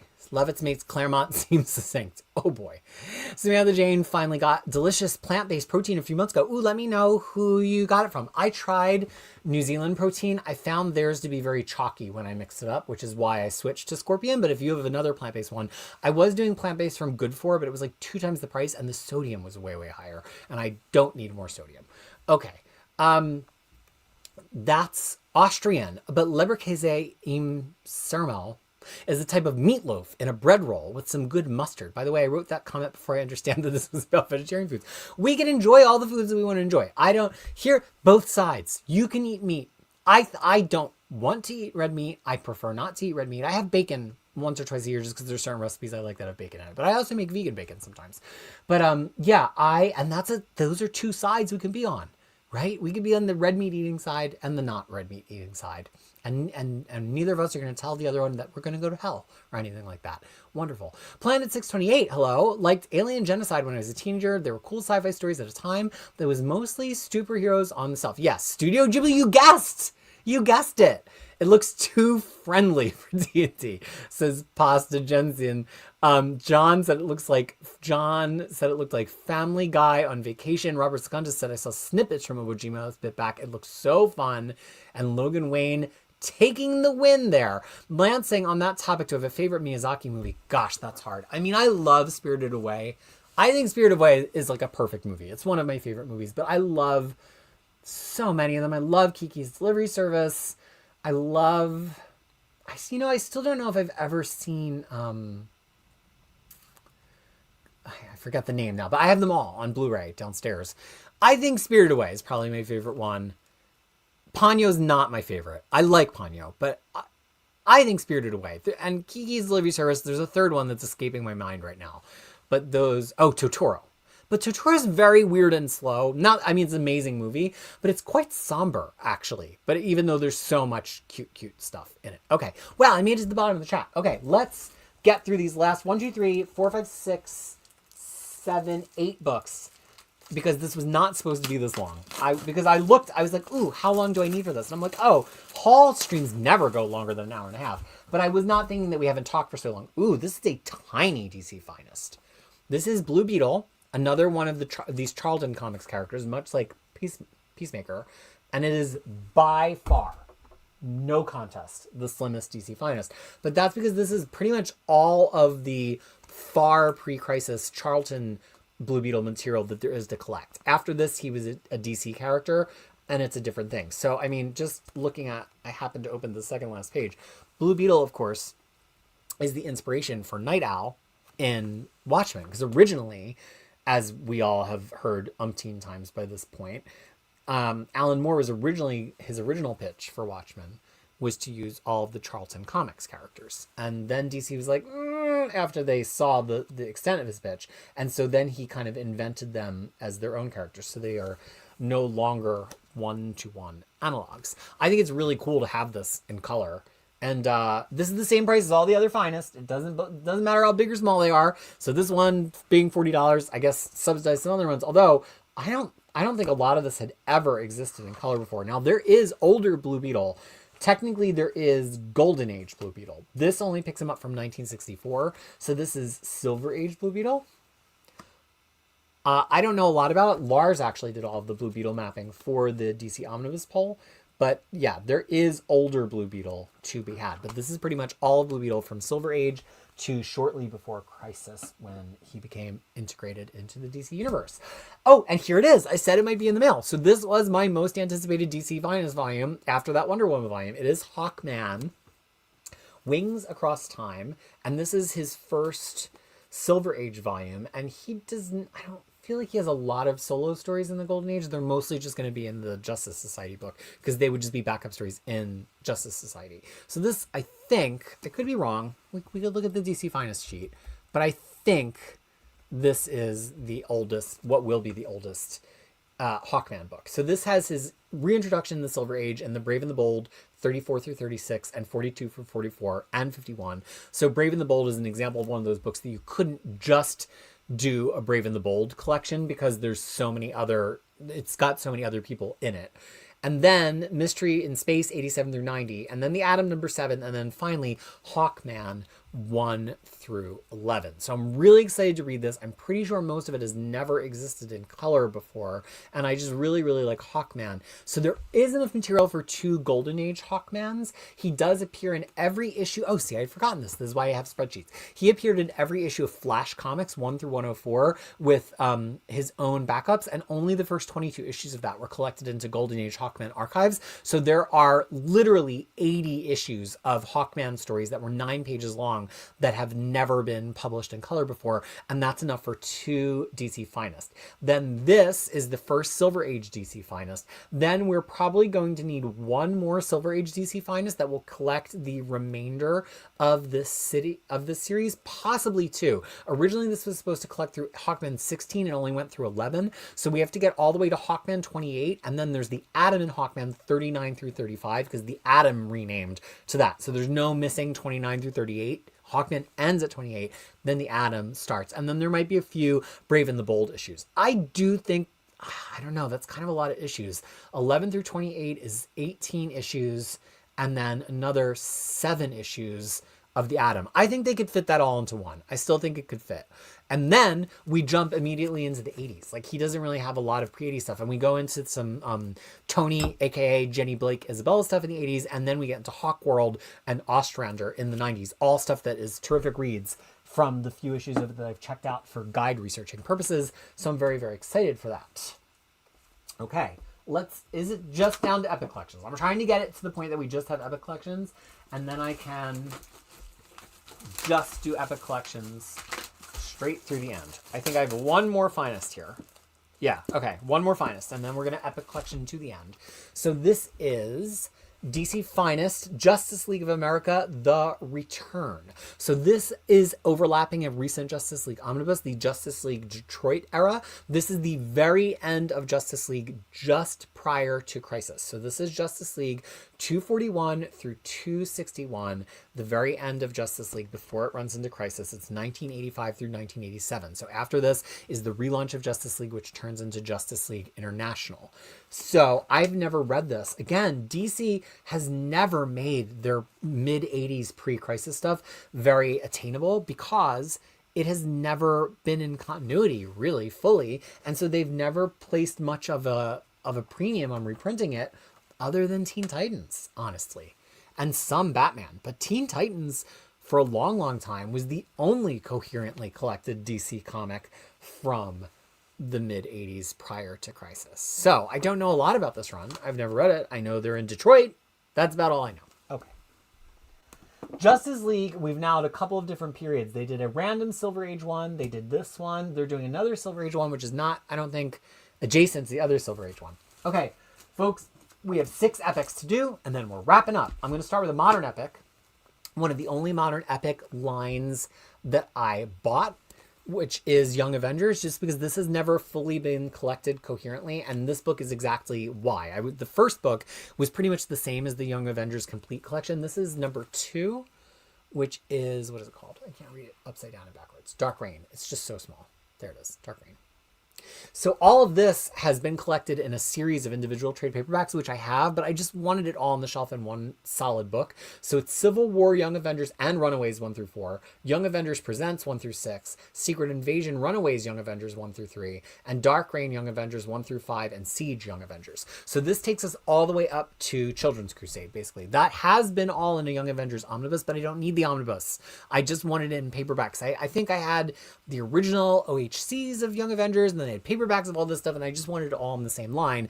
I think if they do a next volume of this, it will just be Children's Crusade and maybe like a couple of backup stories with them. So I'm very happy to have this. This is the first time in paperback that all of this Young Avengers material has been in the same place, and this is not as good as the original material. Like, I cannot represent to you that all of this stuff is as notable or as fun as what's in the original miniseries, or I guess maxi series, but I wanted it and now I have it. Okay. Let's continue. Here's ROM Volume 2. We already have ROM Volume 1 somewhere down there on the shelf. But this is Volume 2 is Marvel. This is a little petite for an epic collection. It is the original Marvel Years Volume 2. So they don't do names for these. They just are doing the original Marvel years. And ROM, of course, was written by a whole group of people, but notably by Bill Mantlo for much of it. And this collects issues 21 through 33. So it's a little bit petite. We've seen other Epic collections go bigger, but notably this has Power Man and Iron Fist issue number 73, which features Rom so thoroughly in it that it could not be reprinted in their line because Marvel did not have the rights. There's also going to be a Hulk issue that is so thoroughly Rom that it could not be in the Hulk line, but it can be collected here. So now finally my Power Man and Iron Fist collection is complete. Because, as you can see, he's right there on the splash page. There was no ignoring him. We needed to have him there. So, now I don't know where my other ROM book, I mean, it's in here somewhere. Every time a bunch of new things come, I need to, move everything. All the shelf has to move on down the road. Don't you carry nothing that would be a load. Come on, move on down. Oh, ease on down the road. Okay. Next is Fantastic Four, The Possession of Franklin Richards. Of course, they would get this out around the time of the movie because Franklin Richards is in the movie. This is Fantastic Four 215 through 231. So this has some material that's in the John Byrne Volume 1 Omnibus, but John Byrne didn't continuously write from that point all the way to 232. So this is basically directly before the pickup of the main part of John Byrne's run, which starts on 232. It's kind of a grab bag. It's got a lot of different writers, so it passed through a lot of different hands in this period. It has, I'm trying to get back to the table of comics, mostly by Doug Munch, but also Marv Wolfman, Bill Mantlo, John Byrne, Ed Hannigan, George Perez, Peter Gillis, and Roger Stern. It has art, pencils, and layouts from Bill Sienkiewicz and John Byrne. John Byrne was actually drawing some of the issues, even though he didn't write them, but also George Perez, Steve Ditko, Tom Sutton, Keith Pollard, and Al Milgrom. It's not a period that I know very well, and it's known as a very grab-baggy period of Fantastic Four, right before John Byrne begins. Okay, I'm keeping an eye on the chat, but you're quieting down and we've been online for a while. We're all having trouble with stamina at this point. Hayden, asking if Hayden is Sherman. Wouldn't it be wild if Hayden Sherman had been a regular commenter on this channel this whole time, given how obsessed with them I am? Cedric and Ellen just bought Batman Red Skies. I could not resist the name Doug Munch and Gene Colan. Yeah, I'm so hyped for the way that they are collecting Batman and Finest. That is one of the reasons I finally got there. I didn't know Young Avengers had epics. I may have to switch out of the Omni for those. Hey, see, educating the people. William Lee, you're here for what is probably the final 5 minutes here. Okay, we have 3 more epic collections to go, and then I think we've seen everything that has come in the mail to this house. This is a very long-awaited Deadpool collection because it is the end of the 1997 Deadpool series. This is Deadpool Agent X, and then all of Agent X 1 through 15. Now, everything Deadpool has been collected already in the Deadpool classic collections, but they are long since gone. And this is just a better, more inclusive version of that. So this is all of Gail Simone's Deadpool and Agent X all in one place. I do not really like this period. I'm not hating on Gail Simone. I don't like this period of Marvel art. This early 2000s, everything is like so, I don't know how to describe it because I wasn't there at the time. I think it was an Udon Studios kind of look that was doing a lot of this art at this time. Yeah, Udon Studios. I'm just not a fan. It's not bad. There's nothing wrong with it. It's just not my favorite art style. It's just like a little too pretty and glossy and anime influenced, and that's just never my favorite style because I don't share that influence. But I'm very happy to have this on the shelf as part of the Epic Collection line to fill in that period of Deadpool. And of course, after this, we move immediately into modern Epic Collections with Deadpool and Cable Epic Collections. So that is the last volume, not the last. I think there's one more to still release, but chronologically, it's the. Oh, there's the other Ron. Chronologically, it is the final volume. All right, 2 more. So this is the Mighty Thor, and I have this already. In fact, I think I have this already, like, right there. But this is a classic Epic Collection, which surprises me. So Marvel, for the longest time, it really seems like the classic epic collections were going to end in 1998. But then we had a hint that that wasn't going to be the case because Wolverine kept going to the end of his series in 2003. And so it was like, oh, maybe other things are going to go until 2003. And then sure enough, when we started getting these modern epic collections, the modern epic collections tend to begin with whatever new series launched for a character between 2003 and 2007. So if there was a continuing series from the 90s that reached into the 2000s, which a few characters had, it doesn't seem like that's going to get picked up by modern epics. So like the Captain America modern epics pick up at the beginning of the Brubaker run, right? So that means all of those 1998 Heroes Return series, which we waited for a long time to finally get in paperback. And in this case, there were actually two sets of paperbacks. There were originally Thor by Dan Jurgens paperbacks, I want to say. This is all my Thor guide, honestly. And then there were rebranded or recollected as Thor Heroes Return paperbacks. So this is the third time that we're getting it in a paperback format. But this is his 1998 series after Heroes Return. And so it also tells us that we're going to get classic line continuing numbered epics, probably for Fantastic Four, for Avengers, for Iron Man, and what am I leaving out? What was the other? Because Thor never had his own book. Oh, for Fantastic Four, right? So this is technically volume number 25, but is the first volume after Heroes Reborn. And Thor never had a Heroes Reborn book. He was just in Avengers. So this immediately follows the final Thor book that we already had, which is down here somewhere, which was The Lost Gods. Here, I got it right here. It's rare that I actually can find something on the shelf that fast. But this is while Thor was in the Heroes Reborn universe, collecting the Journey into Mystery issues that focused on Asgard without him. Then Thor comes back, and this is the book. I've read this. It's, you know that I don't love John Romita Jr., who I want to say draws some of this. But it's actually a decent John Romita Jr., but I still don't love it, because he's just not my fave. I do enjoy this version of Thor because it's like Thor grounded in New York again. It feels like Dan Jurgens like really kind of brought it back to what Thor started as, and it's not as cosmic as Thor had been. And so that does work, but it's just not my favorite Thor run necessarily. But I've actually read a good bit of it because it has a lot of Jane Foster in it as a supporting character, and Valkyrie I think comes back at one point, and so I had to reread it for those two guides.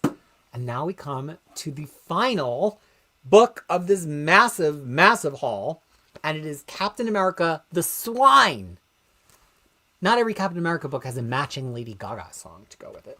So this is Captain America 201 through 221, which collects a lot of the Jack Kirby run on Captain America, although I don't think this exactly overlaps the mapping of the Jack Kirby Omnibus. So this is Kirby's return to Captain America. It is widely beloved. It is also a period that the cover indicia was actually, or not, it's not, that doesn't make sense. The cover, but not the indicia, was Captain America and the Falcon. So this collects Captain America 201 through 221 and annuals 3 and 4. Clearly we've had it already collected both in Masterworks and in Omnibus, but I don't collect those formats for Captain America, so it is new to me. And then this, do we have the one directly following this? This is volume 7. And unfortunately, Captain America is behind a giant pile of other books, but hold on, I can count to 6. 1, 2, 3, 4, 5, 6. Yes, we do have volume 6, and we have volume 9. So now we need volume 8 to follow this, and then we will have a complete run of Captain American epics to the point, and that is the mail. As I said, I threatened to bring my bike on screen, but I was not sure if the internet would drop. I also have some bike pads in my bike helmet, but I don't know that you need to see that. So let's talk about me on the internet, shall we? I am going to be on Omnidog's Vault on Tuesday, I believe, for the last Jamming on Comics for a couple of months, because I'm about to have a time change in New Zealand before you have your time change, and it's going to make it tricky to be on evening shows. So that should be a lot of fun. I don't know what we're talking about yet. I think we might be talking about things that we've been meaning to read, so it'll be a nice like tease to me doing that show of all the things I want to read in the future. Pull list is not going to be back for a while because I just am not caught up, but there will be some things returning on Mondays, including possibly next week, maybe a show about some things that I've been wanting to read. So Mondays for me, Sundays for you. It's currently Sunday for you, for all of you, except for the Australians. So, you know, keep an eye on Sunday. I know you're watching your NFL games, some of you now. I know you know, it's fall barbecue season for some of you in the Northern Hemisphere, but I might be around doing some streams. Next Friday, I will be back on near mint condition for a relatively rare evergreen show, and we're doing Evergreen Spider-Man. And I'm really excited. There's some really cool people that are going to be on it. I have not totally settled on my choices yet, but I have 2 of the 3 I'm pretty sure of. And I have to send out the instructions to everybody today. So that is next Friday for me, Thursday for you. So to review, this Tuesday US, I'm going to be in Omnidog's Vault.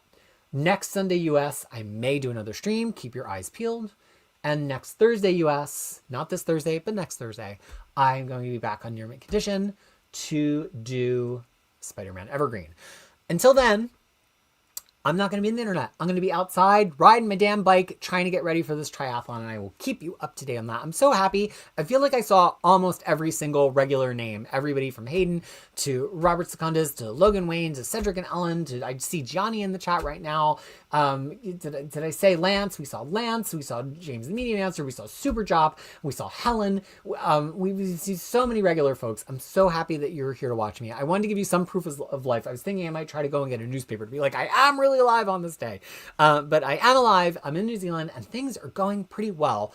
But you know, sometimes we just can't be on the internet, and given the state of this laptop, there just might not be as regular streams until possibly January until I can get a new laptop, because you saw the situation at the beginning of this, the power of the internet, it was real dicey. So, until then, until I see you on one of these other shows or until I see you some other time, let's remember that whenever we're talking about multiple sides, we can disagree and still love each other unless the disagreement is rooted in someone's oppression and the denial of their humanity and their right to exist, because then we're not just disagreeing. So let's just remember, everybody matters, trans lives matters, feminism is human rights for everybody, Black lives matter. Everybody has a reason to possess their humanity, and we need to acknowledge that if we're going to come to a table and talk about things together. And if we're just saying debate me, and one side of the debate is about how people don't have humanity, that's not a debate. That's a bigot trying to recruit people with a bigot recruitment drive. And we are not going to allow that to be the way that this world operates. So that's my feeling on this channel. And I hope, even if you're somebody who's been sucked into some of those debates before, you can understand the reason and the logic behind me saying, I don't think we should be having debates with bigotry, because bigotry is not something that we're going to debate. Go reread your X-Men comics. So with that heavy thought, I'm going to leave you today and remind you, I know the world is crazy right now in so many different ways, but please, please try your best to not have a crisis. Unless, of course, it's me.